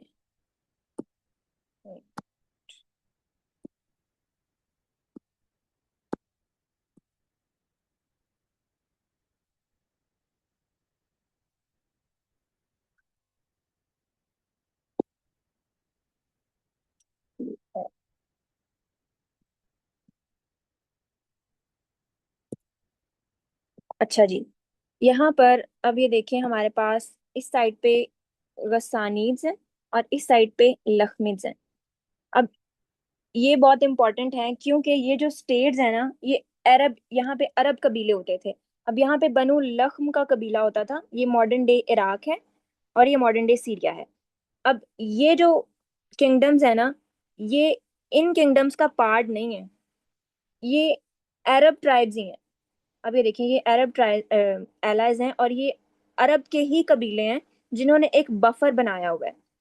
अब हुआ ये कि इन्होंने अपना एक किंगडम बना लिया, और इन्होंने अपना एक किंगडम बना लिया, और क्योंकि ये इनके इन्फ्लुएंस में थे, इनके पास पास थे, तो एक बफर क्रिएट हो गया। क्योंकि जो बिजेंटीन एम्पायर था और जो ससानी थे ना, वो समझते थे कि जो अरबी है ना, जो यहाँ पे नोमैड्स रह रहे हैं, जो बद्दू लोग हैं, ये इनको बहुत जंगली किस्म का, और इनसे एक तरह का वो डरते थे इनकी इन्वायरमेंट से, क्योंकि इन बहुत ही रिजिड किस्म के ये लोग होते थे अरब ट्राइब्स वाले। तो वो चाहते थे कि इनके और हमारे दरमियान एक बफर रहे। तो उन्होंने, बिजेंटीन एम्पायर ने कभी कोशिश नहीं की, ससेनियन एम्पायर ने कभी कोशिश नहीं की कि हम ये अरब कबीले या ये वाला एरिया फतह करें, क्योंकि उन्होंने कभी इसको इतनी इंपॉर्टेंस ही नहीं दी। और वो ये चाहते थे कि ये कभी हम तक भी ना आए, तो इसलिए उन्होंने फिर इन्हीं में से कुछ कबाइल को इन्फ्लुएंस किया और उनकी बफर स्टेट्स बनाई। इस साइड पे गस्सानीद किंगडम है, जो कि एज अ बफर काम करता था बिजेंटीन एम्पायर और अरब कबीलों के दरमियान। अब इस साइड पे हमारे पास लखमिद है, जो कि एज अ बफर काम करता था ससेनियंस और अरब कबीलों के दरमियान। अब ये जो ट्राइब्स है ना, ये एक दूसरे के अगेंस्ट भी बफर के तौर पर काम करते थे। मतलब बेजेंटीन एम्पायर और ससेनियन एम्पायर की बहुत पुरानी राइवलरी थी। तो ये क्या करते थे कि ये खुद लड़ने की बजाय या अपनी फोर्सेस भेजने की बजाय इन दोनों को आगे लगा देते थे, और ये लोग आपस में लड़ते रहते थे। तो इस तरह से ये बफर जो है ना चलता रहा। और इसमें ये हुआ है कि जब इस्लाम आया ना, तो इस्लाम के आने से कुछ साल पहले इनका बाकायदा ये बफर भी टूट चुका हुआ था, इनकी अलायंसेस भी खत्म हो चुकी हुई थी। गस्सानीड्स की बिजेंटीन के साथ खत्म हो चुकी हुई थी, लखमिद्स की इनके साथ खत्म हो चुकी हुई थी। और ये दोनों एम्पायर जो थे ना, वो बहुत वीक हो चुके हुए थे। तो ये हम आगे पॉलिटिकल हिस्ट्री के अंदर देखेंगे कि किस तरह से हजरत उस्मा हजरत अबू बकर और हजरत उमर के टाइम पर किस तरह से फिर ये जो वीक हुई हुई स्टेट्स थी, इनको मुसलमानों ने किस तरह से फतह किया था। तो ये थोड़ा सा बैकग्राउंड है, वो आपसे ये पूछेगा नहीं, लेकिन आप लोगों की अंडरस्टैंडिंग के लिए ज़रूरी है ये, कि आप लोगों को पता हो कि ये गस्सानीड्स थे इस साइड पर, और दूसरी साइड पे लखमिद्स थे, और ये वेसल स्टेट्स थी। और ये क्या करते थे, एक और चीज़ मैं यहाँ पे आप लोगों को बता दूं कि ये जो थे, क्योंकि ये पर्शियन एम्पायर था, तो पर्शियन एम्पायर का जो मजहब था दैट वाज जोरोएस्ट्रियनिज्म, और जो बिजेंटीन एम्पायर था इनका क्रिश्चियनिटी था। अब यहाँ पे हमारे पास जो अक्जुमाइट एम्पायर है ना, सॉरी, अक्जुमाइट एम्पायर है, इनका मजहब भी क्रिश्चियनिटी था, और जो यमन ट्राइब्स हैं इनको इन्फ्लुएंस करते थे ये बिजेंटीन एम्पायर वाले। तो यहाँ पे ये भी आप लोगों ने थोड़ा सा, जब अगर कहीं मैप बनाए तो याद रखना है कि कौन किसको इन्फ्लुएंस कर रहा है। ऑक्जुमाइट ये क्रिश्चियनिटी का और जोरास्ट्रियनिज्म का ही बेसिकली सारा जो प्री इस्लामिक अरेबिया था, जो मेन लड़ाई थी वो इन्हीं की थी आपस में। सॉरी। अच्छा जी, ये नॉर्दर्न अरेबिया हमने देख लिया, जिसमें गस्सानीज हैं, लखमिद्स हैं, बिजेंटियम और पर्शिया है, इसको हमने देख लिया। अब ये क्या करते थे कि ये मैंने आपको बताया, जैसे प्रॉक्सी वॉर्स एम्पायर्स के दरमियान होती थी, और अभी एक दूसरे को प्रोटेक्ट करने के लिए जो गस्सानीज थे, क्योंकि वो बिजेंटीन के वो थे, बफर स्टेट थी या वेसल स्टेट थी, तो वो बिजेंटीन के जो ट्रेड रूट्स थे उनको प्रोटेक्ट करते थे। इसी तरह लखमिस जो थे वो पर्शियंस को, या पर्शियंस के जो इंटरेस्ट हैं उनको प्रोटेक्ट करते थे। और दोनों को सब्सिडीज दी जाती थी अपने अपने एम्पायर्स की तरफ से। और नीचे वही बात लिखी हुई है कि रिलीजन जो है ना वो पॉलिटिक्स को शेप करता था, कि जो क्रिश्चियन और जोरास्ट्रियन इन्फ्लुएंस था वो पूरे अरेबिया के अंदर, जो अरेबियन पेनिनसुला है उसके अंदर ये राइवलरी चलती थी, और इसने पूरे पेनिनसुला को डिस्टेबलाइज किया हुआ था। अच्छा जी, अब बिजेंटीन और ससेनियन इंपीरियल इन्फ्लुएंस अरेबिया के ऊपर, क्योंकि ये जो मेन पावर्स थी उस टाइम पर, एस्टेब्लिश्ड पावर्स थी, वो बिजेंटीन एम्पायर था और पर्शियन एम्पायर था। तो ये क्लाइंट स्टेट्स की वजह से, जैसे हमने पहले डिस्कस किया, कि क्लाइंट स्टेट्स के थ्रू इन्फ्लुएंस करते थे एक दूसरे को। पर्शिया जो था वो इराक और यमन को कंट्रोल करता था ससेनियन रूल के थ्रू। अच्छा, ये थोड़ी सी मुझसे ना मिस्टेक हुई है। मैंने यहाँ पे ऊपर आप लोगों को बताया है कि जो यमन है वो बिजेंटीन के इन्फ्लुएंस में था, तो ये बिजेंटीन के इन्फ्लुएंस में नहीं था, ये ससेनियंस के इन्फ्लुएंस में था। तो ये चीजें जो मेन मेन है ना, ये आप लोगों ने याद रखनी है, कि ये वाला जो इराक है, ये मॉडर्न डे इराक है, ये लखनऊ किंगडम, इसको इन्फ्लुएंस किया हुआ था ससेनियंस ने। और यहाँ पे इन्होंने यमन को इन्फ्लुएंस किया हुआ था, और यहाँ पे ओमान है, इन्होंने ओमान को भी इन्फ्लुएंस किया हुआ था। और इन्फ्लुएंस करने का मकसद क्या होता था? अगेन, ट्रेड रूट्स को प्रोटेक्ट करना। अब यहाँ पे पर्शियन गल्फ है हमारे पास, और यहाँ से इंडिया से ये बाकायदा ट्रेड होता था। तो क्या चाहते थे, इस वाले जो कोस्टल एरियाज हैं इनको प्रोटेक्ट करना मेन मकसद था ससेनियन एम्पायर का। और इसी वजह से वो, यहाँ पे ओमान पड़ता है तो यहाँ पे उसको इन्फ्लुएंस करते हैं, और यहाँ पे यमन है तो वो इसको इन्फ्लुएंस करते थे। तो बेसिकली जो मकसद था वो अपने ट्रेड राउट्स को प्रोटेक्ट करना था। अच्छा। हम्म। अच्छा, उसके बाद इनका पॉलिटिकल सिस्टम इस तरह से था, क्योंकि बहुत ही डिसेंट्रलाइज्ड किस्म का सिस्टम था, तो उसके कॉन्सिक्वेंसेस क्या हुए कि बहुत ज्यादा फ्रेगमेंटेशन होने की वजह से, जो, क्योंकि आसपास बड़ी प्रॉपर इस्टेब्लिश्ड रियासतें थी और बीच में डिसेंट्रलाइज्ड ट्राइब्स थे, तो उनके कंटिन्यूस इंटरेक्शन की वजह से बहुत ही political instability, at the time of advent of Islam बहुत ज्यादा पॉलिटिकल इंस्टेबिलिटी थी। अच्छा, अब ट्राइबल पॉलिटिक्स नज्द और हिजाज के रीजन के अंदर थोड़ा सा ये देख लेते हैं, कि ये भी आप लोगों की अंडरस्टैंडिंग के लिए है। इसमें से वो आपसे as such direct tribal politics Najd या हिजाज पर क्वेश्चन नहीं करेगा, बट आपको ये चीज़ें समझ आना ज़रूरी हैं इस्लाम के आने के बाद जो चीज़ें होनी है उनको अंडरस्टैंड करने के लिए। तो पॉलिटिकल लैंडस्केप में हमारे पास जो नट्स है वो सेंट्रल प्लेट्यू है, और हिजाज जो था वो वेस्टर्न अरेबिया, जिसके अंदर हमारा मक्का मुकरमा, मदीना मुनव्वरा वगैरह जो है वो आता है। सेंट्रल अथॉरिटी नहीं थी, हमें पता है, पॉलिटिकल लैंडस्केप वही जो हम ऊपर डिस्कस कर चुके हैं। उसके बाद मेजर ट्राइबल क्लैंस, ये आप लोगों ने नाम याद रख लेने हैं। और आप लोगों ने जब डिस्कस करना है प्री इस्लामिक अरेबिया को, तो आप लोगों ने लाजमी ये जो नाम है उनको डिस्कस करना है, उनको लिखा करें बाकायदा। कुरैश है, किनाना है, हवाजिन है, साकिफ है, बनु तगलिब है, बनु बकर इब्ने वाइल है, बनु तमीम है, अब्स और जुबयान है। अब ये जो क्लान्स थे, हर क्लान की कोई ना कोई स्पेशलिटी थी, और इसमें से वो आपसे एमसीक्यूज में पूछ सकता है। फॉर एग्जाम्पल, वो आपसे पूछ सकता है कि बनु हवाजिन जो है वो उसकी क्या स्पेशलिटी थी, या बनु साकिफ की क्या स्पेशलिटी थी। अब बनु साकिफ जो है ना वो एक कोस्टल लाइन पर है, और यहाँ पे वो, उनका एग्रीकल्चर यमन के साथ, ये देखें, यमन के साथ होने की वजह से साकिफ का जो एग्रीकल्चर था वो बहुत ज़्यादा एडवांस था, तो वो इस वजह से मशहूर है। इसके बाद जो हवाजन है, ये ट्राइबल कन्फेडरेशन है ताइफ की, ये वो है, ये ताइफ है जहाँ पे फिर आप सल्लल्लाहु अलैहि वसल्लम ने ट्रैवल भी किया था। तो ये एक ट्राइबल कन्फेडरेशन थी, छोटे छोटे उसकी कबीलों की। अच्छा, अब उसके बाद आप लोगों ने यहाँ से बेसिकली याद करने वाली चीज़ें इनके नाम ही हैं, और आप लोगों ने ये देख लेना है कि कौन सा कबीला या कौन सा क्लान जो है वो किस लिए मशहूर था। उसके बाद हमारे पास है कुरैश का कुरैश जो है वो पॉलिटिकल पावर हाउस है हिजाज का। ये वही बात जो हम ऊपर कर चुके हुए हैं, कि क्यों पॉलिटिकल पावर हाउस है, क्योंकि कस्टोडियनशिप है, और क्योंकि इनके जो क्लान्स की कन्फेडरेशन थी ना, उसके अंदर जितने भी क्लान्स थे कुरैश के, वो सारे ही बहुत ज्यादा प्रेस्टिजियस थे। बनु हाशिम और बनु उमैया, बनु मखजूम, बनु असद, ये सारे क्लान्स बहुत ज्यादा अथॉरिटी रखते थे, बहुत ज्यादा प्रेस्टीज रखते थे। और इनको फिर हम आगे जाके देखेंगे भी कि बनु हाशिम और बनु उमैया की जो राइवलरी थी उसने किस तरह से फिर इस्लामिक हिस्ट्री को उमैयद के और अब्बासिद्स के टाइम पे शेप भी किया। उसके बाद हमारे पास है कि इंटर ट्राइबल रिलेशनशिप्स, ये भी वो आपसे कभी एमसीक्यूज में पूछ सकता है। एज सच डायरेक्टली नहीं पूछेगा, लेकिन अगर आपसे वो पॉलिटिकल सिस्टम पे पूछ रहा है, क्वेश्चन कर रहा है political system of pre Islamic Arabia पे, तो आप बताएं उसको कि आप जो ट्राइबल रिलेशंस थे वो किन किन ट्राइब्स के आपस में थे। तो कुरैश का हवाजन के साथ ट्रेड जो थे, ट्रेड राउट्स, उनकी वजह से राइवलरी थी।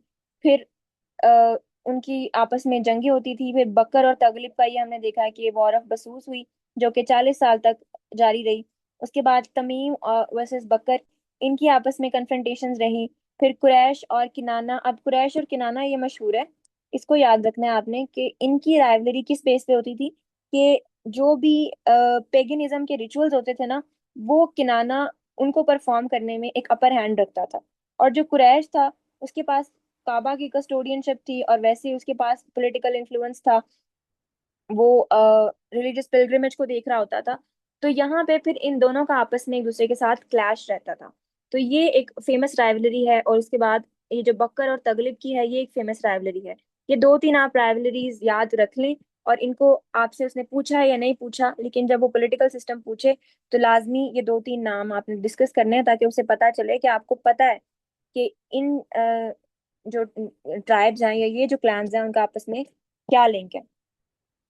अच्छा, उसके बाद हमारे पास है, अब यहाँ पे मेजर हिस्टोरिकल वॉर्स हैं। ये वही हैं, आप लोग दो तीन याद कर लें इसमें से। अगर वो आपसे पूछ रहा है पॉलिटिकल सिस्टम, तो उसको बताएं कि ये मेन मेन जो जंगें हुई हैं। वॉर ऑफ बसूस हुई है, वो क्यों हुई है तो मैंने आपको बताया है। गबरा की जंग हुई है, ये हॉर्स अब ऊपर, ये दो बहुत मशहूर जंगें हैं। एक तो बसूस की जंग जो कि 40 साल तक जारी रही, और बकर और तगलिब की। और दूसरा बनु अब्स और बनु जुबयान की जंग, ये गबरा की जंग है, जो कि हॉर्स रेस पर हुई। अब एक जो है ना वो हार गया, तो उसने दूसरे को कुछ कहा, और फिर उनके ऑनर के डिस्प्यूट, ऑनर पे जो है ना वो जंगें शुरू हो गई। तो ये दोनों जो है ना वो मशहूर जंगें हैं। फिर फिजार की जंगें हैं, ये भी वही हैं इस्लाम के बिल्कुल आने से पहले। फिजार की जो जंगें हुई थी उसमें कुरैश, किनाना और हवाजिन, और इसमें ये वो जंग है जिसके अंदर जो है ना वो फिर आप सल्लल्लाहु अलैहि वसल्लम ने भी इस्लाम उसे नबूवत से पहले पार्टिसिपेट किया था। उसके बाद हिल्फुल फजूल है, ये इसमें भी पार्टिसिपेट किया था। और ईयर ऑफ एलिफेंट, ये तब हुआ था कि जब अब्रहा ने अटैक किया था मक्का को। तो ये बेशक आप लोग ना याद करें, ये बिल्कुल आप सल्लल्लाहु अलैहि वसल्लम की बर्थ के टाइम की है, तो ये पीछे चली जाती है काफी।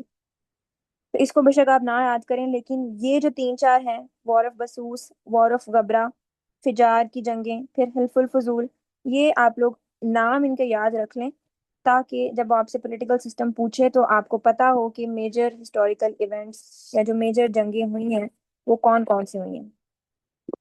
अच्छा, अब आगे वही लिखा हुआ है कि हर जो क्लैन था उसका क्या इन्फ्लुएंस था।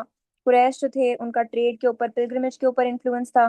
किनाना, ये मैंने आपको बताया है कि गार्डियनशिप ऑफ रिचुअल्स इनके पास होती थी, कि जो पेगनिज्म के रिचुअल्स होते थे ये उस आ, मामले में बहुत ज्यादा मशहूर थे, इसलिए इनका और कुरैश का आपस में क्लैश रहता था। उसके बाद हवाजिन है, जो कि एक मिलिट्री और एग्रीकल्चरल पावर थी। तमीम है, तमीम, बनु तमीम जो है ना, उनके पोइट्स और उनके वॉरियर्स बहुत ज्यादा फेमस थे। अभी ये सेंट्रल प्लेट्यू के अंदर ये पार्ट आता है बनु तमीम, ये देखें इस साइड पे। तो इनके जो वॉरियर्स थे वो बहुत ज्यादा मशहूर थे। उसके बाद बनु बकर बिन वाइल, ये पेस्टोरल पावर होती थी, रेडिंग ट्राइबल कन्फेडरेशन। अब ये जो, अब आपसे वो ये पूछ सकता है एमसीक्यूज में कि इनमें से कौन सा, आपको ऑप्शन देगा और वो पूछेगा कि इनमें से कौन सी ट्राइबल कन्फेडरेशन है। तो आपको ये पता होना चाहिए, ये जो बकर बिन वाइल है ना, ये अरेबिया की सबसे बड़ी ट्राइबल कन्फेडरेशन है। जो ट्राइब्स हैं सारे, उनमें सबसे बड़ी ट्राइबल कन्फेडरेशन बकर बिन वाइल है। तो ये एक इम्पॉर्टेंट है कि ये ट्राइबल कन्फेडरेशन थी, छोटे छोटे क्लान से मिलकर बनी हुई थी। तो अब क्योंकि ये भी ऐसे बैरन इलाके में है जहाँ पे एग्रीकल्चर इतनी ज्यादा नहीं होती थी, तो उनका मेजर जो काम था वो क्या करते थे कि वो रेडिंग कल्चर को फॉलो करते थे, रेड्स किया करते थे, या वो पेस्टोरलिज्म किया करते थे। उसके बाद हमारे पास बनु तगलिब है, इनकी अलायंसेस होती थी दूसरे ट्राइब्स के साथ। और ये यहाँ पे ये देख लें, ये इधर है तगलिब, और इनकी अलायंसेस होती रहती थी, कभी तमीम के साथ हो गई, कभी कुरैश के साथ हो गई। तो ये अलायंसेस बहुत ज्यादा बनाते थे। बनु साकिफ, ये मैंने आपको बताया कि ये क्योंकि यमन के साथ लगता था और यमन एग्रीकल्चर के हवाले से फेमस था, तो बनु साकिफ भी एग्रीकल्चर और ट्रेड के हवाले से फेमस था, क्योंकि ये एक कोस्टल ट्राइब भी था, कोस्ट लगता था इसको। अच्छा जी। External influence on tribal politics को ये हम थोड़ा सा अगर आपसे पूछा जाए तो आपने थोड़ा सा डिस्कस करना है एक पैराग्राफ के अंदर। आपने बता देना है उसको कि जो बिजेंटीन और गस्सानीद की अलायंस थी वो नॉर्दर्न ट्राइब्स को किस तरह से इन्फ्लुएंस करती थी, क्योंकि एक बफर बना होता था, तो उनकी कोशिश होती थी कि ये ट्राइब्स, इनके साथ हम ट्रेडिंग अग्रीमेंट्स कर लें। और बिजेंटीनों का सानिब की कोशिश होती थी कि इन ट्राइब्स के साथ हम ट्रेडिंग अग्रीमेंट्स कर लें, और ताकि ये हम पर अटैक ना कर सकें, क्योंकि जो अरब ट्राइब्स थे वो रेडिंग के हवाले से बहुत ज़्यादा फेमस थे। तो गसानीद को ये टेंशन होती थी कि ये हम हमारे बजाय इसके कि ये हमारी पार्टीज के ऊपर या हमारे जो कारवां हैं उनके ऊपर रेड करें, हम इनके साथ कोई ट्रीटीज कर लेते हैं। तो वो फिर उनको इन्फ्लुएंस करते थे। इसी तरह पर्शियन और लखमीद की जो अलायंस थी वो नज्द और ईस्टर्न ट्राइब्स को इन्फ्लुएंस करती थी। ये नॉर्दर्न ट्राइब को इन्फ्लुएंस करती थी, और जो पर्शियन और लखमीज हैं ये नज्द और ईस्टर्न ट्राइब्स को इन्फ्लुएंस करती थी। और जो ट्रेड राउट्स थे वो अरेबिया, इंडिया, सीरिया और यमन, ये हम आगे इकोनॉमिक सिस्टम में देखेंगे कि किस तरह से एक मेजर कनेक्टिंग नॉड था, जो अरेबियन पेनिनसुला वो किस तरह से कनेक्ट करता था इंडिया को मेडिटेरेनियन के साथ, और आसपास की जो इस्टेब्लिश रियासतें थी उनके साथ किस तरह से कनेक्ट करता था। अच्छा जी। अच्छा, ट्राइबल पॉलिटिक्स के फिर कॉन्सिक्वेंसेस क्या हुए कि मुसलसल वॉरफेयर और इंस्टेबिलिटी रही जब इस्लाम आया तो। सॉरी। इस्लाम आया तो मुसलसल वॉरफेयर का टाइम पीरियड था और इंस्टेबिलिटी रही। इकोनॉमिक ग्रोथ जो थी वो ट्रेड और पिलग्रिमेज के थ्रू होती तो थी, लेकिन वही बात कि पॉलिटिकल इंस्टेबिलिटी जो इकोनॉमी थी या पिलग्रिमेज थी उसको भी इन्फ्लुएंस करती थी। कल्चरल यूनिटी बहुत ज्यादा थी ट्राइबल पॉलिटिक्स की वजह से, कि हर ट्राइब की अपनी एक आइडेंटिटी थी, और हर ट्राइब जो है वो अपनी प्रेस्टीज को मेंटेन करने के लिए अपने कल्चर को बहुत ज्यादा प्रमोट करता था, उसके उसका बहुत ज्यादा ख्याल किया जाता था। सेंट्रल स्टेट कोई नहीं थी। ट्राइबल पॉलिटिक्स का ये नतीजा हुआ कि जब इस्लाम आया तो कहीं पर भी कोई सेंट्रल अथॉरिटी नहीं थी, लीडरशिप बेस्ड था सारा कुछ। साइकिल्स ऑफ रिवेंज तो जो थे वो चलते जाते थे, जंगें होती रहती थी, कभी किसी की ऑनर पे, कभी किसी ने किसी को कुछ कह दिया तो उस बेस पर, और अपना एक इन्फ्लुएंस। बेसिकली जो प्री इस्लामिक अरेबिया के ट्राइब्स थे उनकी कोशिश होती थी कि वो एक दूसरे के साथ जंगों की सिचुएशन में ही रहें, क्योंकि उनको लगता था कि वो जंगे करते रहेंगे तो उनकी प्रेस्टीज जो है वो मेंटेन रहेगी। अब इस तरह की सिचुएशन ने क्या किया कि इस्लाम के लिए एक आइडियल सिचुएशन क्रिएट कर दी कि इस्लाम वहां पर आके उन सबको यूनाइट करता। तो ये इकोनॉमिक सिचुएशन, पॉलिटिकल सिचुएशन रही है यहाँ पे। इसके 10-12 हेडर्स आराम से, अगर इस पर क्वेश्चन आए तो 10-12 हेडर इसके आराम से बन सकते हैं, और इसकी लॉन्ग नोट्स भी मैंने बनाए हुए हैं जो मैं आप लोगों के साथ शेयर करूंगी। उनके अंदर हर हेडर के अंदर डिटेल में लिखा भी हुआ है। और आपने इसके अंदर ये ख्याल रखना है कि जब आपसे वो पॉलिटिक्स का पूछे तो आपने सिर्फ जो सेंट्रल अरेबिया है उसकी बात नहीं करनी। आपने बताना है कि बिजेंटीन का क्या इन्फ्लुएंस रहा, वो ट्रेड राउट्स को प्रोटेक्ट करना चाहते थे, वो चाहते थे कि जो रेडिंग कल्चर है सेंट्रल अरेबिया का वो हमें इन्फ्लुएंस ना करे। इसी तरह जो ससेनियंस थे वो किस तरह से इन्फ्लुएंस करते थे, और किस तरह से ये जो सारी सिचुएशन है वो शेप करती है अरेबियन पेनिनसुला को।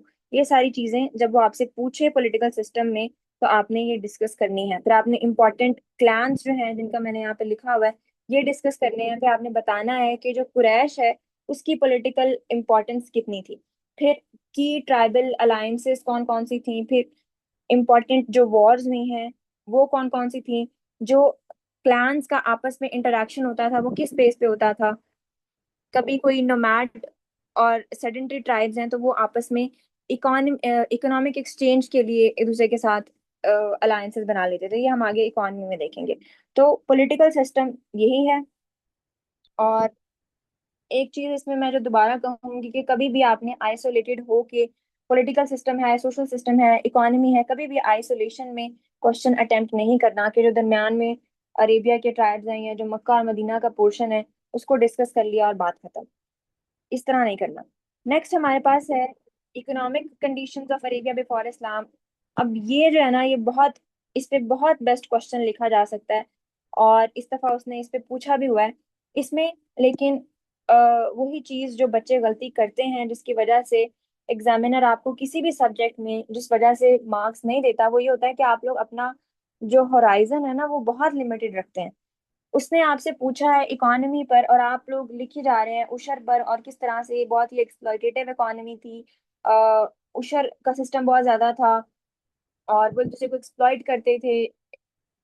आप, उसने आपसे ये नहीं पूछा, ये एक एलिमेंट है उनकी इकोनॉमी का, लेकिन ये उनकी पूरी इकोनॉमी नहीं है। तो ये गलती करते हैं और इस वजह से फिर आपको वो मार्क्स नहीं देता। तो ये मेरा तो personally economic conditions of Arabia before Islam favourite topic है प्री इस्लामिक अरेबिया से, क्योंकि इसके अंदर बहुत ज्यादा डाइवर्सिटी है। अच्छा, सबसे पहले टाइम हमारे पास कितना है? टाइम थोड़ा है। मैं आप लोगों को इकोनॉमिक कंडीशंस पढ़ाऊंगी और फिर जो बाकी है वो हम लोग, मैं कोशिश करूंगी कि हम एक और फ्री क्लास रख लें जिसके अंदर कम से कम ये एक चैप्टर तो आप लोगों का क्लियर हो और आप लोगों की फिर मुझे क्वेश्चंस भी एड्रेस करने हैं। अच्छा, इकोनॉमी को हम पढ़ लेते हैं और फिर बाकी हम देख लेंगे, कल देख लेंगे। मैं कोशिश करूंगी कल एक क्लास रखूं। अच्छा, सबसे पहले तो आपने बताना है कि उनकी इकोनॉमी कितनी ज़्यादा डाइवर्स है, और इसको आपने लिमिटेड नहीं रखना पेस्टोरलिज्म तक या फिर एग्रीकल्चर तक। सबसे पहले हमारे पास है नोमैडिक पेस्टोरलिज्म।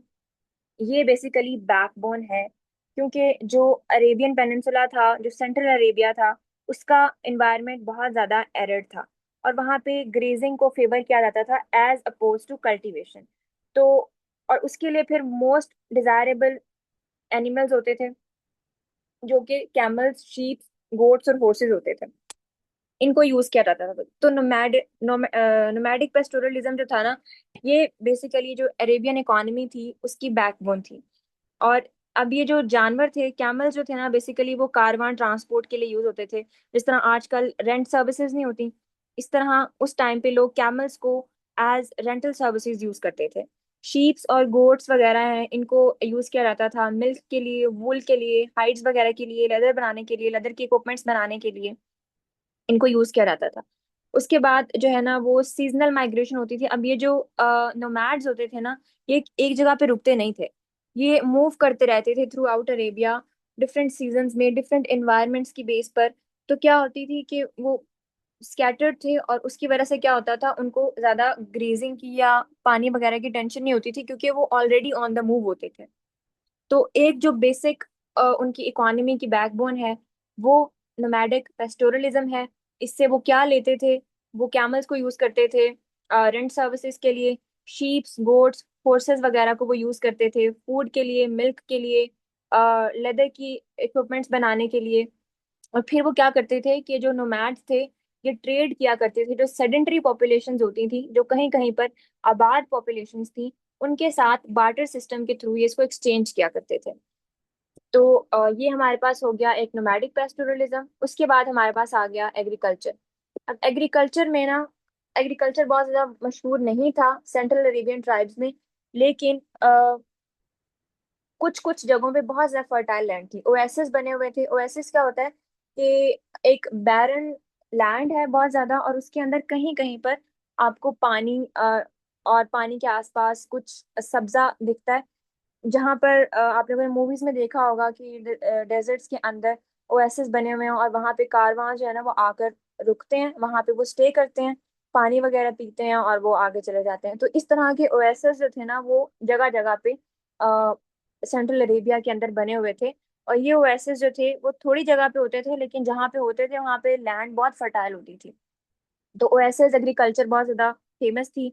उसके बाद जो बहुत फेमस जगह है ना, ये इधर नहीं लिखा हुआ, या आप लोग अगर कुछ नोट कर रहे हैं तो यहाँ पे नोट कर लें कि जो सीरियन लैंड थी ना, जिसको फर्टाइल क्रेसेंट भी बोलते हैं, वहां पे नियोलिथिक रेवोल्यूशन भी हुई, जहां से जो सिविलाइजेशन की स्टार्ट हुई है फर्टाइल क्रेसेंट, आ, वो वाला जो एरिया है जो कि, अब मुझे बार बार मैप खोलना पड़ेगा, ये वाला एरिया, ये वाला जो एरिया है, ये गस्सानिद किंगडम, ये सीरिया, मॉडर्न डे सीरिया है। तो ये वाला जो एरिया है ना, ये फर्टाइल क्रेसेंट था, और ये सपोर्ट करता था एग्रीकल्चर को, बहुत ज्यादा सपोर्ट करता था। यहाँ पे एग्रीकल्चर बहुत ज्यादा होती थी। उसके बाद जो यमन था, वो टेरेस फार्मिंग के लिए बहुत ज्यादा मशहूर था। यमन, ये भी आप लोग नोट कर लें कि यमन जो है ना, वो ह्यूज डैम्स के लिए बहुत ज्यादा फेमस था। यहाँ पे एग्रीकल्चरल लैंड की पॉकेट्स बनी होती थी, और जो पूरी यमन की इकॉनमी थी ना, वो एग्रीकल्चर पे ही डिपेंड करती थी। उनके पास और कोई मेजर सोर्स नहीं था इकॉनमी का। जो बेसिकली यमन के जो इकॉनमी थी, वो उसकी बैकबोन एग्रीकल्चर ही थी। उसके बाद हिजाज और जो नज्द का एरिया है, वहाँ पे भी एडवांस एग्रीकल्चर प्रैक्टिसेस थी। यमामा जो था, वो उसके पास यमामा में एग्रीकल्चर लैंड थी, जो कि इंडिपेंडेंट ऑफ ग्रेजिंग थी। यमामा का जो ट्राइब था, वो सारा का सारा एग्रीकल्चर पर डिपेंड करता था, और उनको ग्रेजिंग करने की भी जरूरत नहीं पड़ती थी। उसके बाद यसरफ, जो कि प्री इस्लामिक मदीना मुनव्वरा था, वो भी एक वाइड स्प्रेड ओएसिस ही था, वो इटसेल्फ एक ओएसिस था। और जो ताइफ था, वो बी कीपिंग या हनी प्रोडक्शन के लिए, ये भी एग्रीकल्चर से ही रिलेटेड है। ये जो मैं आप लोगों को नोट्स दूंगी, उसके अंदर ये चीजें लिखी हुई हैं। यहाँ पे क्योंकि जगह थोड़ी थी तो मैंने वो लिखा नहीं हुआ, बट आप लोगों को मैं इसीलिए कह रही हूँ कि जो मैं बोल रही होती हूँ ना, वो नोट कर लिया करें। मैं दोबारा बता देती हूँ कि जो ताइफ था, it was famous for beekeeping and honey production. Yamama जो था, उसके पास एग्रीकल्चरल लैंड इतनी ज्यादा थी कि वो इंडिपेंडेंट था ऑफ ग्रेजिंग।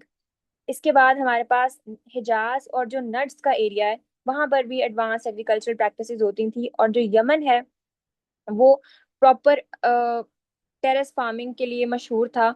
और वहां पे क्योंकि ह्यूज डैम्स उन्होंने बनाया हुआ था, तो उनके इरिगेशन सिस्टम जो था यमन का, वो बहुत एडवांस था। उसके बाद हमारे पास फिशिंग और पर्लिंग है। ये इकोनॉमिक बेस थी। बहुत सारे जो कोस्टल एरियाज थे, उनके लिए फिशिंग और पर्लिंग जो थी, वो मेजर एक्टिविटी थी। मेजर उनकी इकोनॉमी का सोर्स था। पर्लिंग जो थी, वो बहुत ही एक हाई वैल्यू इंडस्ट्री थी। एक्सपोर्ट किए जाते थे पर्ल्स इंडिया में, पर्शिया में, मेडिटेरेनियन में। और like mother of by products जो बनते थे, लाइक मदर ऑफ पर्ल, वो क्राफ्ट्स वगैरह के लिए यूज किए जाते थे। तो ये आपने कभी किसी को लिखते नहीं सुना होगा। प्री इस्लामिक इकॉनमी में अच्छा फिशिंग और पर्लिंग भी थी। तो एग्जामिनर आपसे यही चीजें पूछ रहा होता है कि अगर उसने आपसे इकॉनमी पे पूछा है, तो उसको बताओ ना कि वहाँ पे कौन कौन सी इकोनॉमिक एक्टिविटीज होती थी। तो जब वो आपसे पूछे, तो आपने उसको इस तरह की चीजें बतानी है, सिर्फ उशरी को नहीं लेके बैठ जाना। Then we have manufacturing and textile industry. ये बहुत ज्यादा फेमस थी। क्या करते थे अरब्स के, वो टैन लेदर बनाया करते थे, और लेदर के गुड्स बनाया करते थे, बास्केट्स, पाइप्स, और बेसिकली मोस्टली जो उनकी चीजें होती थी, वो लेदर से ही बनी होती थी। तो उस टाइम पे जो लेदर था, वो प्लास्टिक था। जिस तरह आजकल हर चीज प्लास्टिक की बनी होती है, वैसे तो now we are moving away from plastic, but उस टाइम पे लेदर जो था, वो प्लास्टिक था। और वो टेक्सटाइल्स में बिल्कुल सेल्फ सफिशिएंट थे, कहीं से उनको इम्पोर्ट करने की जरूरत नहीं पड़ती थी, क्योंकि उनके पास इतना लेदर होता था कि वो खुद से बनाते भी थे, और फिर वो उसको एक्सपोर्ट भी करते थे, लोकल मार्केट्स के अंदर और इंटरनेशनल मार्केट्स के अंदर भी। अब इसके अंदर आप लोग ये नाम नोट कर लें, मुराद एंड रमादा।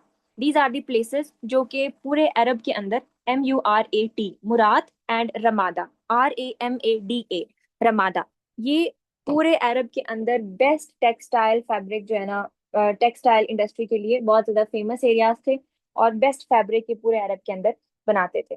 इसके बाद मैन्युफैक्चरिंग इंडस्ट्री में मेटलर्जी बहुत ज्यादा कॉमन थी। स्वॉर्ड्स, नाइफ, ब्लेड्स, क्योंकि वॉरफेयर पे ही वो चलते थे, वॉरफेयर को बहुत ज्यादा इंपॉर्टेंस दी जाती थी, तो मेटलर्जी को भी बहुत ज्यादा इंपॉर्टेंस दी जाती थी। और इसमें हमारे पास बलाद ऑफ यमामा जो है ना, वो एरिया है that is famous for metallurgy, जहाँ पे एरो हेड्स, स्पीयर हेड्स और स्वॉर्ड्स और नाइफ वगैरह जो है ना, वो बनते थे। मैन्युफैक्चरिंग इंडस्ट्री में आप लोगों ने देख लेना, manufacturing and textile industry. Then we have mining industry. Mining भी एक प्रॉपर इकोनॉमिक एक्टिविटी थी। पूरे अरेबिया के अंदर इस्लामिक सोर्सेज के मुताबिक 200 प्लस माइंस जो है ना, वो इस्लामिक सोर्सेज ने डिस्कस किए हैं कि 200 माइंस जो है ना, वो पूरे अरेबिया के अंदर है। और एक माइन तो बिल्कुल मक्का मुकरमा से 300 मील के फासले पर एक माइन है, जिसको फेमस गोल्ड और सिल्वर के लिए जो है ना वो बहुत ज्यादा फेमस है। अच्छा, उसके बाद अब क्या किया जाता था कि इन माइंस से मिनरल्स को एक्सट्रैक्ट किया जाता था, और उसको फिर क्या किया जाता था, ऑर्नामेंट्स के लिए यूज किया जाता था, वेपन्स के लिए यूज किया जाता था, बार्टर ट्रेड के लिए यूज किया जाता था, और इवन एक्सपोर्ट भी किया जाता था। उसके बाद हमारे पास है सर्विस सेक्टर। ये बहुत ज़्यादा इम्पोर्टेंट है कि सर्विसेज प्रोवाइड किया करते थे। जैसे कि एक सर्विस प्रोवाइड किया करते थे, अब दिस इज़ वेरी आयरॉनिक, कि जो प्री इस्लामिक अरब्स थे ना, वो रेड भी किया करते थे, वो जो गुजरते कारवां होते थे उनको लूटा भी करते थे, और फिर उन्हीं कारवां को प्रोटेक्शन की सर्विसेज भी प्रोवाइड किया करते थे। जैसे फॉर एग्जांपल एक हौदा बिन अली यमामा का किंग था, जो कि ससेनियन कारवांस को प्रोटेक्शन प्रोवाइड किया करता था। और किससे प्रोटेक्शन प्रोवाइड करता था? अपने ही लोगों से प्रोटेक्शन प्रोवाइड करता था। तो ये उनकी एक सर्विस सेक्टर थी। इसी तरह जो अरब के अंदर छोटे छोटे कबीले होते थे, वो प्रोटेक्शन प्रोवाइड करते थे कारवांस को, और उन्हें इतना ज्यादा डर था उन अरबियों का कारवांस के दिलों में, कि उनको कहते थे कि हम आपको लूटेंगे नहीं, बल्कि हमें पैसे दो, हम आपको प्रोटेक्ट करेंगे। तो वो थोड़े बहुत पैसे दे के उनसे प्रोटेक्शन ले लेते थे, बजाय इसके कि उनको पता था कि हम इनको पैसे दे के प्रोटेक्शन नहीं लेंगे तो ये हमें रेड कर देंगे। तो एक ये सर्विस सेक्टर में प्रोटेक्शन ऑफ कारवां जो था ना, ये एक बहुत फेमस था। इसके अलावा वो जो फॉरेन आर्मीज थी उनके लिए लड़ा भी करते थे। फॉर एग्जाम्पल रिक्रूट हुआ करते थे, बिजेंटीन आर्मी भी रिक्रूट किया करती थी अरबियों को, और जो ससेनियंस थे वो भी रिक्रूट किया करते थे सिर्फ जंगों में लड़ने के लिए, क्योंकि वो समझते थे कि ये बहुत खूंखार से और जंगली किस्म के लोग हैं। तो वो अपनी लड़ाइयों में इनको रिक्रूट किया करते थे। इसके अलावा जो है मैनुअल वर्कर्स जो थे ना, उनको देवर लुक्ड डाउन अपॉन। अरब्स जो थे ना, जो हाथ से काम करने वाले लोग होते थे, उनको बहुत ज्यादा कमतर समझते थे, और स्लेवरी का इंस्टीट्यूशन बहुत ज्यादा वेल एस्टेब्लिश था। तो ये सारी चीजें भी नोट्स के अंदर लिखी हुई हैं। इसके बाद इंटरनेशनल ट्रेड एंड कॉमर्स होता था। अब ये है कि किस तरह से अरेबिया जो है ना वो एक कनेक्टिंग नॉड था। अरेबिया उस टाइम पे फ्रैंकिंसंस और मिर जो है ना, ये गूंद टाइप होती है, स्पेसिफिक किस्म के दरख्त होते हैं जिनके अंदर से इसको निकाला जाता है, गम गम टाइप होती हैं ये। तो ये निकाल के एक्सपोर्ट किया करते थे, स्पाइसेस एक्सपोर्ट करते थे, जैसे हमने पीछे डिस्कस किया, पर्ल्स एक्सपोर्ट करते थे, डेट्स बहुत ज्यादा फेमस है अरेबिया की। तो ये वाली चीजें वो एक्सपोर्ट किया करते थे इंटरनेशनल मार्केट में। और इम्पोर्ट क्या किया करते थे? सिल्क इम्पोर्ट किया करते थे, स्पेशली पर्शिया से। सिल्क, पर्शियन सिल्क जो है ना वो बहुत ज्यादा मशहूर थी, उसको इम्पोर्ट किया करते थे। फिर परफ्यूम्स और लग्जरी गुड्स और मेटल्स ये इम्पोर्ट किया करते थे। इसके अलावा जो है ये वाइन इम्पोर्ट किया करते थे बिजेंटीन एम्पायर से। तो ये भी एक इम्पोर्टेंट है कि वाइन को ये इम्पोर्ट किया करते थे। अच्छा, अब इंटरनल ट्रेड एंड कॉमर्स या फिर नेशनल ट्रेड है, तो उसमें क्या होता था कि जो पेस्टोरलिस्ट थे ना, वो बार्टर किया करते थे अपने सरप्लस एनिमल के प्रोडक्ट्स, जिनमें मिल्क, बटर, वूल, हाइड्स वगैरह हैं, एग्रीकल्चरल प्रोडक्ट्स के लिए, कि उनके पास जो मिल्क या बटर या वूल वगैरह होती थी वो दे देते थे, और जो सेटल्ड पॉपुलेशंस थी उनसे वो एग्रीकल्चरल प्रोडक्ट लेते थे। तो ये नेशनल ट्रेड होता था। इसके बाद ग्रैंड सीजनल मार्केट्स होती थी, जैसे उकास का मेला लगता था, तो उसके अंदर भी लोग बार्टर सिस्टम के थ्रू अपनी जो अपना जो इंटरनल ट्रेड है ना उसको मेंटेन करते थे। अब ये जो मार्केट्स होती थी, ये जो फेयर होते थे, ये कोऑपरेटिव वेंचर्स होते थे। यहाँ पे वो एक दूसरे से बिजनेस मीटिंग्स और ये सब नेटवर्किंग वगैरह करते होते थे। अच्छा, सॉरी। अच्छा, अब इसमें ना आप लोग ये देख लें कि जो ये लिख लें, बल्कि यमामा जो है ना इंटरनल ट्रेड में, यमामा क्या करता था कि जो ग्रेन्स होते थे वो मक्का को और यसरब को, यानी प्री इस्लामिक मदीना मनव्वरा, उसको वो ग्रेन बेचा करते थे, और जो बहरीन होता था ना वो यमामा को कपड़े बेचा करते थे। तो इस तरह से जो डिफरेंट इलाके थे ना, वो अपना ट्रेड, इंटरनल ट्रेड और कॉमर्स इसको इस तरह से मेंटेन रखते थे। अच्छा। अच्छा, ये तो काफी अभी लंबा है। चलें, इसको जल्दी से 5 मिनट में मैं ये वाली स्लाइड खत्म करती हूँ, फिर मैं आप लोगों के क्वेश्चंस लूंगी और बाकी का फिर हम मैं कोशिश करूंगी कि कल हम क्लास रखें एक और फ्री क्लास, ताकि ये चैप्टर कंप्लीट हो। उसके बाद रिलीजियस टूरिज्म जो है, वो एक बेसिक एक मेजर इकोनॉमिक एक्टिविटी थी। जो काबा जो था वो सेंटर था पिलग्रिमेज का, पेगन्स के लिए भी वो सेंट्रल था, तो वो वहाँ पे आया करते थे। तो ये एक प्रॉपर रिलीजियस टूरिज्म जो था वो बहुत फेमस था, और बहुत इससे वो पैसे कमाया करते थे। बिजिएस्ट जो रिलीजियस टूरिज्म सेंटर्स हैं मॉडर्न वर्ल्ड के, वो प्री इस्लामिक अरेबिया में फंक्शनल थे। एक तो जेरूसलम, जो कि क्रिश्चियंस का कैपिटलिज्म कह रही हूँ, क्रिश्चियंस का कैपिटल था। और मक्का जो कि स्पिरिचुअल कैपिटल था क्रिश्चियंस का और जूस का और इवन पेगन्स का भी। तो यहाँ से वो अपनी इकॉनमी को बहुत ज़्यादा बूस्ट मिलता था, उनकी इकॉनमी को। इसके बाद रीडिंग सेक्टर, इसको हम पहले डिस्कस कर चुके हैं कि वो किस तरह से जो बदू थे, जो बिल्कुल बैरन लैंड्स में रहते थे, प्रॉपर उन्होंने रेडिंग को अपना सोर्स ऑफ अर्निंग बनाया हुआ था। वो रेड्स किया करते थे कारवांस को। उसके बाद है हमारे पास ब्रूइंग एंड फर्मेंटेशन इंडस्ट्री। अब यहाँ पे वाइन कल्चर बहुत ज़्यादा आम था। डेट वाइन्स जो थी वो यमामा में बनती थी। यमामा बहुत ज़्यादा फेमस है डेट वाइन की प्रोडक्शन के लिए। और जो बार्ले और वीट और हनी और फ्रूट्स, ये सारी चीजें वो यूज करके वाइन बनाया करते थे। तो ये आप लोगों ने जो है ये हेडर्स बेशक आप लोग नोट कर लें कि ये उनकी बेसिक जो इकोनॉमिक स्ट्रक्चर था, वो इतनी सारी एक्टिविटीज पर मुश्तमिल था।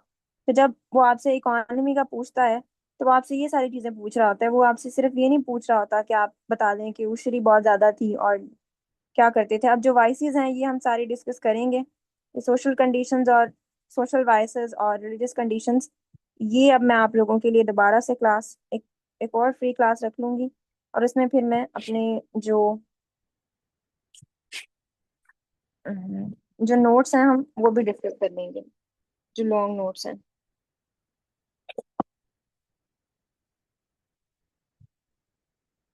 अच्छा जी। तो अब आप लोगों के अगर कोई क्वेश्चंस हैं सब्जेक्ट से रेलिवेंट, तो काइंडली आप लोग चैट अस्सलाम बॉक्स में वालेकुम। लिखें। जी जी, वालेकुम अस्सलाम। मैम, मुझे सब्जेक्ट से रिलेटेड कुछ क्वेश्चन हैं, मैं पूछ सकती हूँ? जी जी, आप पूछें, सब्जेक्ट से रिलेटेड क्वेश्चन ही पूछने हैं। जी जी, सब्जेक्ट से रिलेटेड है। ये जो सब्जेक्ट है, पहले हम हिस्ट्री के सब्जेक्ट्स में से इसको ज़्यादा प्रेफर नहीं कर रहे थे। अभी जो हाल ही में रिजल्ट आया 2025 का वालों का, तो उसमें तो ये बहुत ज़्यादा हाईएस्ट स्कोरिंग पे गया है। और अगर हम फिर इसको ऑप्ट करते हैं तो या क्या सेफ होगा हमारे लिए? मैं आपको बता रही हूँ ना कि ये इसीलिए सेफ होगा, क्योंकि एक तो ये अनकन्वेंशनल सब्जेक्ट है, और फिर कुछ सब्जेक्ट्स होते हैं कि जो आपको ग्रेस मार्क्स दे रहे होते हैं। एग्जामिनर आपको कह रहा है कि आप ये सब्जेक्ट रखें। आपको हमने 2026 का पेपर देखा है, तो उसमें मैंने आप लोगों को पेपर दिखाया है, आपने देखा है कि जिस तरह इस दफा हर पेपर अनप्रिडिक्टेबल था।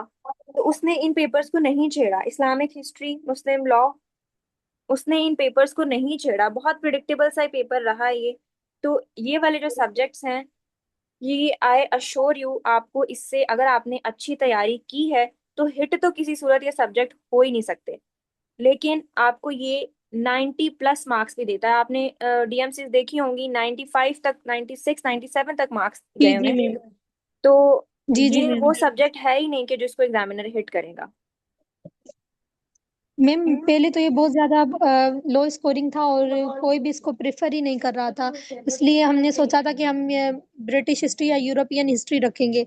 बट जैसे अभी रिजल्ट आया है तो उसके बाद हमने देखा कि सबके 90 प्लस पे मार्क्स आए हैं, किसी के 95 है, किसी के 96 है, 92, मोस्टली सबसे कम 82 पे आए हैं मार्क्स। तो फिर मैम हम इसको रख लें। और हमने इसके जो है पास्ट पेपर्स भी देखे, उसमें से भी हमारा, क्योंकि इस्लामियात अच्छे से कवर है, तो हमारा ये वाला, इसमें से 3 सवाल हमारे हो रहे हैं और एक सवाल जो डायनेस्टीज वाला है वो सिर्फ नहीं हो रहा। तो अभी मुझे ये सिर्फ ये समझ नहीं आ रहा, मेरे बाकी टीचर्स ने, क्योंकि मुझे पिछले साल से यही कहते हुए आए कि आप यूरोपियन हिस्ट्री रखें, और अब जाके मैंने जो खुद एनालाइज किया है तो मुझे ये ठीक लग रहा है कि इस सब्जेक्ट को मैं लेकर अगर चलूँ तो एक तो मेरा टाइम भी बच जाएगा, और उसके अलावा मेरी इस्लामियात की इतनी अच्छी तैयारी है तो आधे टाइम में मैं इसमें ज्यादा मार्क्स भी ले पाऊंगी, जैसे अभी जो ट्रेंड चल रहा है। तो आप थोड़ा इस बारे में प्लीज मुझे सजेस्ट करें, ताकि मैं फाइनल डिसीजन ले पाऊँ, और इसके सोर्सेज मुझे थोड़ा बता दें कि अगर ये हम प्रिपेयर करें तो कौन से बुक्स से प्रिपेयर होगा।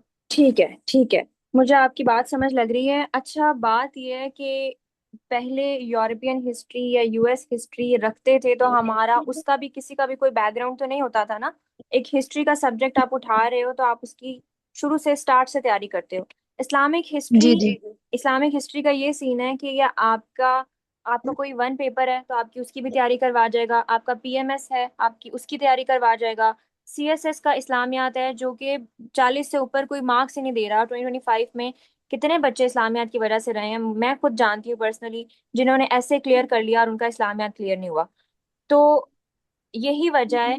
और और एक और चीज मैं क्लियर कर दूं कि जो इस्लामियात में वो बहुत रिजिड मार्किंग करता है, वो आपका हिस्ट्री के अंदर कभी भी ऐसे नहीं होगा। बिकॉज एक तो वही चीज मैं बार बार कही जा रही हूँ कि इसमें वो आपको ग्रेस मार्क्स देता है, तो ये तो सब्जेक्ट मैम, हिट होने वाला है ही नहीं। और सोर्सेज, अगर जी ये जी। हम जैसे इस्लामियात की पेपर अटेम्प्टिंग करते हैं, उसी तरीके से सेम इसकी होगी? हाँ जी, मैं आपको बताती हूँ। इसकी पेपर अटेम्प्टिंग का ये होता है कि आपने जब हिस्ट्री का पेपर अटेम्प्ट करना होता है ना, तो हिस्ट्री के, इस्लामिक हिस्ट्री के कुछ बेसिक सोर्सेज हैं जो कि क्लासिकल सोर्सेज हैं। जैसे इब्ने कसीर की हिस्ट्री है, इसके अलावा इब्ने हिशाम की हिस्ट्री है, जो क्लासिकल सोर्सेज हैं। आपने जी। उनके रेफरेंसेस देने हैं। और ये हिस्ट्री के पेपर में तो इतना आसान होता है ना उसको हिस्ट्री का पेपर दिखाना, क्योंकि जो मेन हिस्ट्री है ना, जिसमें सीरत है, जिसमें आप खुलफा राशिदीन का टाइम पीरियड है और उमैयद अब्बासिद, ये जो स्टार्टिंग की हिस्ट्री है ना, ये तो हर बुक के अंदर ऑलमोस्ट एक जैसी है। आपने उसको तीन चार मेजर नाम याद रख लेने हैं और आपने उनको कोट करते रहना है। तो मैम, जैसे हम आर्ग्यूमेंट्स इस्लामियात में देते हैं, हर आर्ग्यूमेंट के साथ कोई ना कोई रेफरेंस कुरान पाक, हदीस, या फिर वेस्टर्न या मुस्लिम स्कॉलर्स का इसी तरीके से वो ऐड होंगे। और ये जो मजीद आपने सोर्सेज बताए, इनको भी हम ऐड कर सकते हैं, मीन सेम पैटर्न आयतों वाला भी फॉलो कर सकते हैं इसी में ही। आयतों वाला पैटर्न फॉलो कर सकते हैं, लेकिन एक चीज मैं आप लोगों को ये भी यहाँ पे क्लियर कर दूं कि जो इस्लामिक हिस्ट्री होती है ना, उसके अंदर आपका बेसिक आयतों का काम इतना नहीं होता। अगर आपका कोई टॉपिक इससे रेलिवेंट है, जैसे शुरा से मुतल्लिक उसने आपसे पूछा है या पॉलिटिकल सिस्टम से मुतल्लिक उसने आपसे पूछा है, तो उसमें आप जी लोग जी। जस्टिस एंड इक्वालिटी से मुतल्लिक आयात लिख दें। लेकिन हिस्ट्री में आपके पास ये एज है, हिस्ट्री में भी और मुस्लिम लॉ एंड जूरिस्प्रूडेंस में भी, कि आप लोगों को आयात या अरबिक लिखने की जरूरत नहीं पड़ती। आपने हिस्ट्री के पेपर में हिस्ट्री के रेफरेंसेस देने हैं, तो उसको क्लासिकल तो रेफरेंसेस दें। जी फिर उसके मैम, जो बाद कुछ इसका फर्स्ट वेस्टर्न वाला राइटर्स हैं। पार्ट वन है, पार्ट ए है, वो तो जी जी। इस्लामियात के मोस्टली उसमें सिस्टम्स वगैरह हैं, हमारे प्यारे नबी सल्लल्लाहु अलैहि वसल्लम की सीरत वगैरह पे है। तो उसमें जैसे हम इस्लामियात में जो जो कुरान पाक के रेफरेंसेस हम ऐड करेंगे, तो वो तो यहाँ पे होंगे ना, क्योंकि वो पॉलिटिकल सिस्टम्स वगैरह पूछ रहा है और नबी की सीरत वगैरह के बारे में पूछ रहा है, तो इस चीज में हम ऐड कर सकते हैं। और जो प्योर हिस्ट्री है, जैसे डायनेस्टीज वगैरह का पूछ रहा है, तो वहां पे हम ऐड नहीं करेंगे ये आयतें वगैरह। हाँ जी, हाँ जी। अच्छा, ओके आपके मैम। ना मुझे लगता है कंफ्यूजन थोड़ी ज्यादा ही है, तो आप बेशक मुझे पर्सनली भी मैसेज कर लेना, मैं बाकी बच्चों के भी क्वेश्चंस एड्रेस कर लूँ ना। मैं मैम, अपना आपका नंबर लिख नंबर देती, मैं मिल नंबर लिख जाएगा देती सर हूँ। को? आप या कोऑर्डिनेटर से कांटेक्ट कर लें या मुझसे कांटेक्ट कर लें, ये मेरा नंबर है, या जी जो मैम। कोऑर्डिनेटर है उनसे कांटेक्ट कर लें। तो ठीक है मैम, मैं बाकी मैं, आपसे बाद में बात कर लूंगी। ठीक है, ठीक है। और मैं बाकी बाकी भी क्वेश्चंस एड्रेस कर दूंगी। क्या है? The 400-year long history, what books do we need to read to cover the syllabus for someone who wants to dig into the subject and understand it? Like book. Do you have a list of book? अच्छा जी, Hafizur Rahman 1400 year long history है। ठीक है, understood. बात है ये कि history का सब्जेक्ट कभी भी 4-5 दिनों के अंदर या 4-5 बुक से कवर नहीं हो सकता। तो इसमें मैं आपको थोड़ा सा बता दूं कि आपने क्या करना है कि जो बेसिक इस्लामिक सोर्सेज है ना, सबसे पहले तो हिस्ट्री की बुक्स उठाएं। इब्ने कसीर ने लिखा हुआ है, उसके बाद इब्ने हिशाम ने लिखा हुआ है सीरत के ऊपर, फिर तारीख तबरी है, ये मेन सोर्स है, इन्होंने लिखा हुआ है। इसके बाद आप लोग आ जाएं जो वेस्टर्न राइटर्स हैं। किसका माइक ऑन है? काइंडली आप लोग अपने माइक्स म्यूट करें, जिसका ऑन है। अच्छा, उसके बाद कुछ वेस्टर्न सोर्सेज हैं, जैसे हमारे पास आर ए निकलसन है, उन्होंने बहुत अच्छा इस्लामिक हिस्ट्री के कुछ टॉपिक्स पर लिखा हुआ है। उन्होंने सूफीज्म पर बहुत ज्यादा डिटेल के अंदर लिखा हुआ है। इसके बाद जो है ना वो गिब है, उन्होंने बहुत अच्छा लिखा हुआ है। उसके बाद एंटनी है, उन्होंने बहुत अच्छा लिखा हुआ है। तो हिस्ट्री को अगर आपने खुद से कवर करना है तो मेरी तो आप लोगों को सजेशन यही है कि आप लोग ये वाले जो मेजर सोर्सेज हैं, तारीखें हैं, इनको पढ़ें। इनकी आप लोग इंग्लिश ट्रांसलेशंस निकाल लें। इब्ने कसीर है, तारीख तबरी है, इसके अंदर पूरी इस्लामिक हिस्ट्री है। फिर इब्ने हिशाम ने सीरत पे लिखा हुआ है, आप लोग इसको कंसल्ट करें। और ये वाली जो बुक्स है ना, ये आपको उनमें मिलेंगी। डिफरेंट इनकी जिल्दें होती हैं, ये एक आधी बुक नहीं होती। तो अगर आपने इस तरह से करना है, डिफरेंट बुक्स को पढ़ना है, तो फिर तो ये 2-3 महीने तो आपके आराम से इसमें लग जाएंगे। तो मेजर सोर्सेस तो यही है मेरे माइंड में। अच्छा, उसके बाद क्या है? Ma'am, ma'am when will this session commence and how long? अच्छा, ये 1 मंथ का सेशन है और हमारी जो रेगुलर क्लासेस हैं वो सैटरडे से स्टार्ट हो जाएंगी। सैटरडे संडे एंड मंडे 3 दिन हमारी क्लास हुआ करेगी। और इस सैटरडे से प्रॉपर क्लासेस हमारी स्टार्ट हो जाएंगी। अच्छा मैम, आपके नोट्स में रेफरेंसेस इंक्लूडेड हैं? बिल्कुल इंक्लूडेड हैं। हिस्ट्री के पेपर को आपने इस्लामियात के पेपर से डिफरेंट बनाना है, क्योंकि वो भी इस्लामियात के क्वेश्चन होते हैं उसमें, इसमें भी इस्लामियात के क्वेश्चन होते हैं। उसमें आप बाउंड नहीं होते, इसमें आप बाउंड होते हैं कि आपने रेफरेंसेस देने हैं। तो स्टूडेंट्स के लिए मैंने प्रॉपर लिस्ट बनाई है अपने स्टूडेंट्स के लिए कि आप 8-10 आपके पास क्लासिकल सोर्सेज होने चाहिए, जिससे एग्जामिनर को पता चले कि इस बंदे ने या इस बंदी ने ओरिजिनल हिस्ट्री के जो सोर्सेज हैं उनको कंसल्ट किया है। उसके अंदर कुछ हदीस की लिटरेचर की बुक्स हैं, फिर उसके अंदर कुछ तफासिर हैं, उसके अंदर फिर कुछ बेसिक हिस्ट्री के सोर्सेज हैं। उसके बाद आप लोगों के पास एक लिस्ट होनी चाहिए 8-10 मॉडर्न सोर्सेज, जिसमें वेस्टर्न ओरिएंटलिस्ट के व्यूज होने चाहिए आपके पास हिस्ट्री के। तो एग्जामिनर आपसे यही दो तरह की चीजें मांग रहा होता है कि मुझे क्लासिकल सोर्सेज दो और मुझे वेस्टर्न ओरिएंटलिस्ट का काम दो, क्योंकि मुसलमानों ने तो मॉडर्न डे में आकर बाकायदा बहुत ऑथेंटिक काम करने की कोशिश की ही नहीं है, जो सीधी बात है। तो ये आप लोगों ने फिर, ये सोर्सेज हैं, इस तरह के सोर्सेज हैं, और ये मेरे जो नोट्स हैं उनके अंदर इंक्लूडेड है। सैम्पल नोट्स मिल सकते हैं। मैं सैम्पल नोट्स आप लोगों के साथ कहाँ पे शेयर करूँ?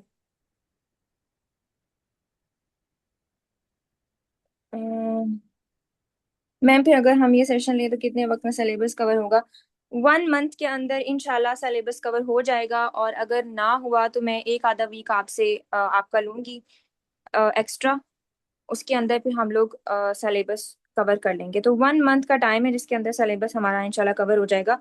लेकिन अगर किसी ने खुद से तैयारी करनी है तो मोस्ट वेलकम, आप लोग खुद से तैयारी करें। सीएसएस का एग्जाम है। अ, सब अपनी अपनी तैयारी करने की कैपेबिलिटी रखते हैं, बट वो ये होता है कि आपको हिस्ट्री के लिए डिफरेंट सोर्सेज को डिग इन करना पड़ता है। जैसे अभी किसी ने कहा भी है कि आपको 1400 ईयर्स की हिस्ट्री की बुक है, इस हिस्ट्री है, तो वो ऐसे नहीं कवर हो जाएगी। तो बिल्कुल सही बात है ये। अगर आपने खुद से तैयारी करनी है तो थोड़ा सा आपको टाइम एक्स्ट्रा लगेगा, लेकिन आप खुद से भी तैयारी कर सकते हैं। मैम, इस सब्जेक्ट के रिक्वायरमेंट्स में मेमोराइजेशन ज़्यादा है? नहीं, बिल्कुल मेमोराइजेशन ज़्यादा नहीं है। जो ये तो प्री इस्लामिक अरेबिया में कुछ चीज़ें थी कि कुछ नाम वगैरह याद करने वाले थे। बाकी हमने सीरत से इंशाल्लाह स्टार्ट जब लेना है, तो सीरत से लेकर ऑटमन्स की हिस्ट्री तक सारा कॉजेज एंड इफेक्ट बेस्ड है। आपको स्टोरी की तरह सुना देना है मैंने, और उसके अंदर से आप लोगों की जो मेन मेन चीजें हैं वो आप लोगों को करवा देनी है। बिल्कुल कुछ आप लोगों को मेमोराइजेशन की जरूरत नहीं है, एक्सेप्ट कुछ नाम। अब हिस्ट्री का सब्जेक्ट है तो आपने कुछ नाम इंपॉर्टेंट जगहों के, लोगों के, वो तो याद रखने हैं ना। तो एज सच मेमोराइजेशन कुछ नहीं है कि आपने रट्टा लगाना हो। एक कॉज एंड इफेक्ट की तरह सारा कुछ चलेगा। मैम, आप नोट्स साथ साथ प्रोवाइड करें या फिर इन क्लास? नहीं, मैं आप लोगों को नोट्स साथ साथ ही दूंगी। एंड पे क्यों देने हैं? साथ साथ ही नोट्स दूंगी। मैम, नेक्स्ट मंथ में ये सेशन स्टार्ट होगा? नेक्स्ट मंथ का तो मुझे अभी नहीं पता। अभी ये सैटरडे से जो सेशन स्टार्ट हो रहा है वो तो होगा। आगे का मुझे नहीं पता कि आगे कब आएगा। मैम जो ये सेशन ले तो बुक्स भी करनी होंगी या आ, अच्छा साजिदा आपका नाम है। अच्छा साजिदा, बेसिक मसला ये है हिस्ट्री का कि जब किसी ने हिस्ट्री का सब्जेक्ट उठाया है तो उसको उस पर मेहनत करनी पड़ती है। उसको उस पे कोई अगर किसी ने खुद से तैयारी करनी है तो उसको कोई 8-10 हिस्ट्री के सोर्सेज ढूंढ के पढ़ने पड़ेंगे। और मैं तकरीबन पिछले 2 महीने से यही काम कर रही हूँ, आप लोगों के लिए नोट से कंपाइल कर रही हूँ ताकि आप लोगों को वो अलग से खपत ना करनी पड़े। तो जो सेशन लेगा मेरे तो ख्याल से उसको उसके लिए वो मटेरियल इनफ है, और उसको बिल्कुल भी उसके बाहर ना उसको कोई क्वेश्चन आएगा, ना उसको उसके बाहर कुछ करने की जरूरत है।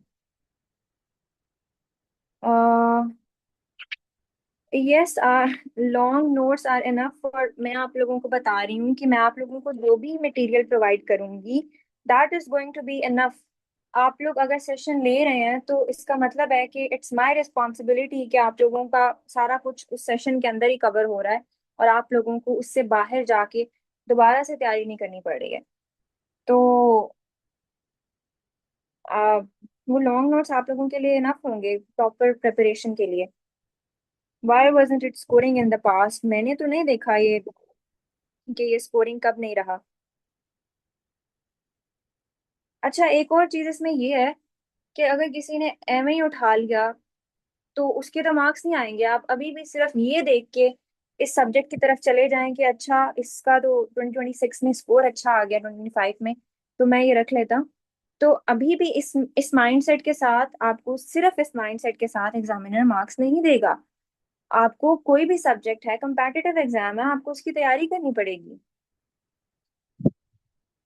ऑटोमन रूलर्स पे क्वेश्चन आएगा बट सिलेबस में मेंशन नहीं है कि रूलर्स कौन से इंपॉर्टेंट है। हमारे पास सिलेबस में ऑटोमन रूलर्स पे क्वेश्चन आया है सच एज, अच्छा सुलेमान द मैग्निफिसेंट। अब इस तरह ये है कि सिलेबस के अंदर उसने हर चीज मेंशन नहीं की हुई, लेकिन उसने आपसे इस तरह तो जो है वो वलीद बिन अब्दुल मलिक पर भी उसने आपसे कहा है कि नोट लिखें। तो जो इस्लाम का टाइम पीरियड है ना, ऑटोमन्स का है या स्पेनिश मुस्लिम्स का है या उमैयद्स का है, बासिस का है, तो हर पीरियड के अंदर 2-3 नाम ऐसे हैं जिन पर वो आपसे नोट पूछेगा या आपसे कहेगा कि इनकी कंट्रीब्यूशन लिखें। तो वो हम करेंगे कवर इंशाल्लाह। यस, अगर इसकी अच्छी तैयारी हो जाए तो इस्लामियत में मजीद इम्प्रूवमेंट आएगी। इस्लामियत में इम्प्रूवमेंट नहीं आएगी, आप लोगों के पास इस्लामियात का वो जो एक हब्बा बना हुआ है वो खत्म हो जाएगा, और आप लोगों के पास एक अपर हैंड होगा, 20-25 मार्क्स का मार्जिन आ जाएगा आप लोगों के पास। Two simple questions. How much overlap with Islamic studies as percentage is 1 month enough to prepare if we have this subject as the only thing on agenda? Uh, मैं नहीं कहूँगी आप लोगों को कि आप लोग सिर्फ एक पूरा महीना इस एक सब्जेक्ट पर ही लगाएं और कुछ और ना करें। आप लोग जो 3 दिन मैं आप लोगों को सब्जेक्ट पढ़ाऊंगी वो 3 दिन ही प्रॉपरली डेडिकेट कर दें तो वही काफ़ी होगा इंशाल्लाह। और दूसरा कि कितना ओवरलैप करता है इस्लामिक स्टडीज़ के साथ, 50 to 60% डायरेक्टली ओवरलैप करता है। आपको मॉडर्निज्म पे इस्लामियत में जो क्वेश्चन आता है वो आपका यहाँ से प्रिपेयर हो जाता है। सिविलाइजेशन पे जो क्वेश्चन आता है इस्लाम वर्सेस वेस्ट वो यहाँ से प्रिपेयर हो जाता है। सीरत से जो क्वेश्चन आता है आपका वो यहाँ से प्रिपेयर हो जाता है। एडमिनिस्ट्रेशन और पॉलिटिकल स्ट्रक्चर का जो उसने पूरा चैप्टर बनाया हुआ है वो क्वेश्चन आपका यहाँ से प्रिपेयर हो जाता है। तो 50 to 60% आपका, बल्कि इससे भी ज्यादा मैं थोड़ा कह रही हूँ, क्योंकि इस्लामियात में ये होता है कि आपको आयात वगैरह और अरबिक लिखनी पड़ती है, तो उसके अलावा बाकी बहुत सारी चीजें आपकी कवर हो जाएंगी इंशाल्लाह। अगर इसकी अच्छी तैयारी हो जाए तो इस्लामियात में मजीद इम्प्रूवमेंट आ जाएगी। आपने पहले भी पढ़ाया है। हाँ जी मैंने पहले भी पढ़ाया है, और आप लोगों ने शायद नहीं देखा, दिस इज माय सब्जेक्ट।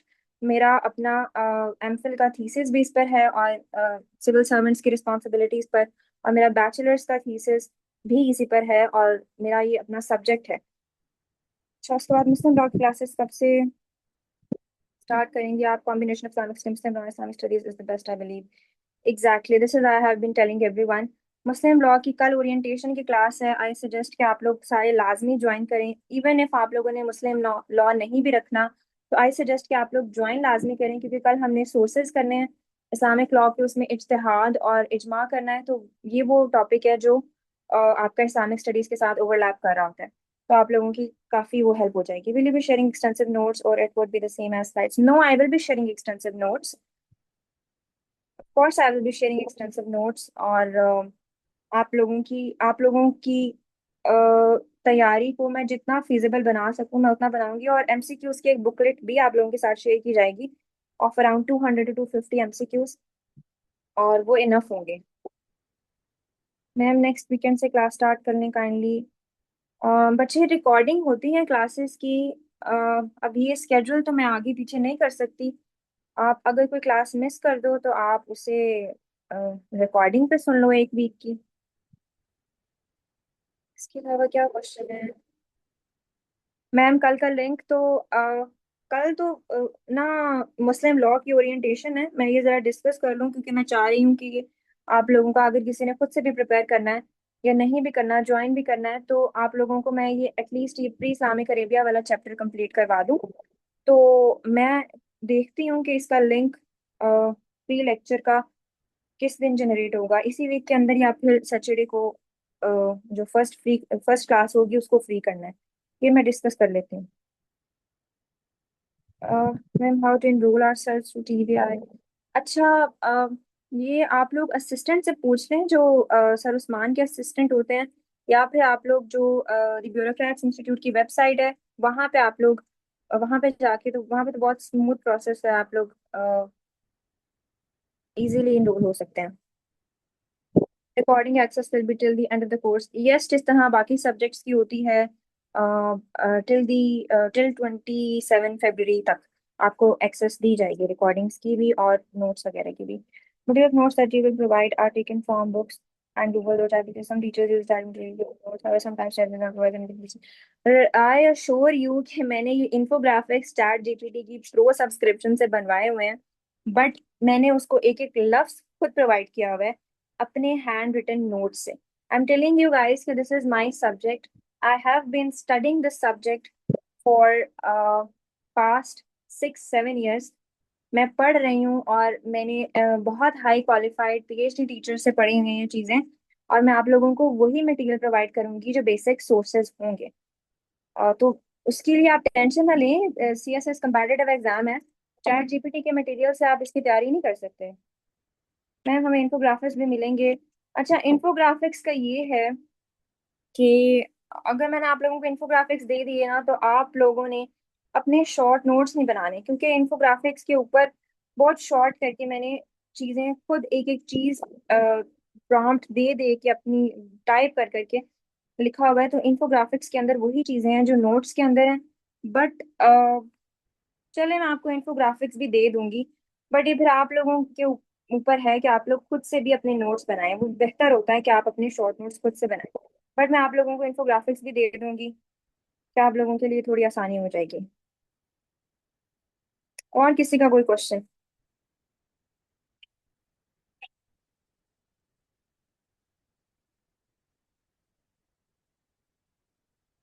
और मुस्लिम लॉ की कल ओरिएंटेशन है, और मुस्लिम लॉ की क्लास की सैटरडे से स्टार्ट हो रही है।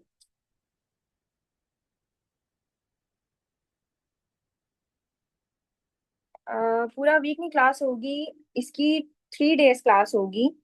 सैटरडे संडे मंडे, मुस्लिम लॉ की भी सैटरडे संडे मंडे ही होगी, और इसकी भी 3 days a week होंगी। Will there be evaluations? Yes, there will be evaluations. There will be evaluations after, मैं कोशिश करूंगी कि मैं आप लोगों की वीकली वैल्यूएशंस भी करूं, और 3 से 4 तो हम लोग आप लोगों के मैं टेस्ट रख लूंगी, और उसके बाद एंड पे हम इसका फाइनल टेस्ट भी रखेंगे। और फिर अगर कोई बाद वाले सेशंस हुए तो उनके साथ भी मैं आप लोगों की टेस्ट ले लिया करूंगी। जिस तरह सर उस्मान का एक प्रॉपर मॉड्यूल है उस तरह से ही चलेगा। तो इवेल्युएशंस आपकी जितनी आप कहेंगे, मैं नहीं थकूंगी, आप लोग थकेंगे इवेल्युएशंस में। तो obviously there will B इवेल्युएशंस।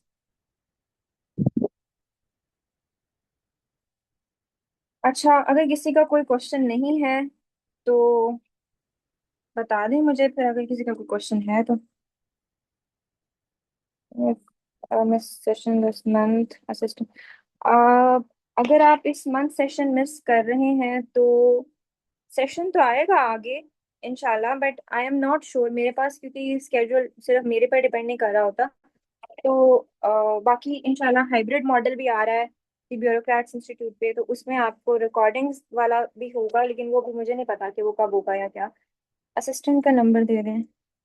Assistant का नंबर, 1 मिनट। और किसी का कोई क्वेश्चन?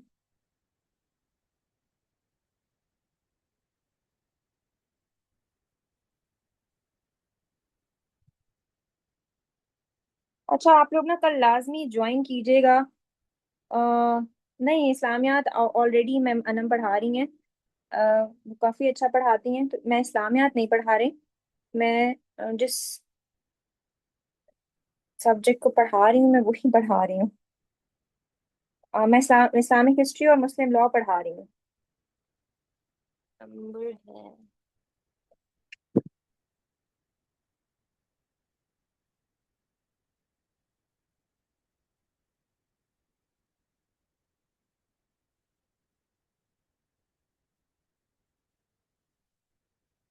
हमेशा से ये सब्जेक्ट पढ़ कौन रहा था? कोई भी नहीं पढ़ रहा था। मैंने किसको पढ़ाना था? अभी ये बहुत ही अंडररेटेड किस्म का सब्जेक्ट था, और अब जाके फाइनली इसको थोड़ी सी रिकग्निशन मिल रही है, जो कि आई सजेस्ट आप लोग कैश करवा लें 1 2 3 साल के अंदर अंदर। क्योंकि एक सब्जेक्ट के जब पीछे पड़ जाते हैं ना सारे, तो उसमें फिर कंपटीशन ज्यादा हो जाता है अल्टीमेटली। तो ये गोल्डन टाइम है आप लोगों के पास इस सब्जेक्ट को चूज करने का, इसको भी और मुस्लिम लॉ को भी, क्योंकि ये दोनों बहुत ज्यादा ओवरलैप कर रहे होते हैं। Can eye contact you on WhatsApp? Yes, you can contact me on WhatsApp. मैं आपको अपना नंबर भी दे देती हूँ। दिस इज माई नंबर, और ऊपर वाला असिस्टेंट का नंबर है। चलें, अगर किसी और का कोई क्वेश्चन नहीं है तो हम क्लास एंड कर लेते हैं। मुझे कोई एक आधा लिख दे के क्लियर है ये। चलें। ओके। अल्लाह हाफिज।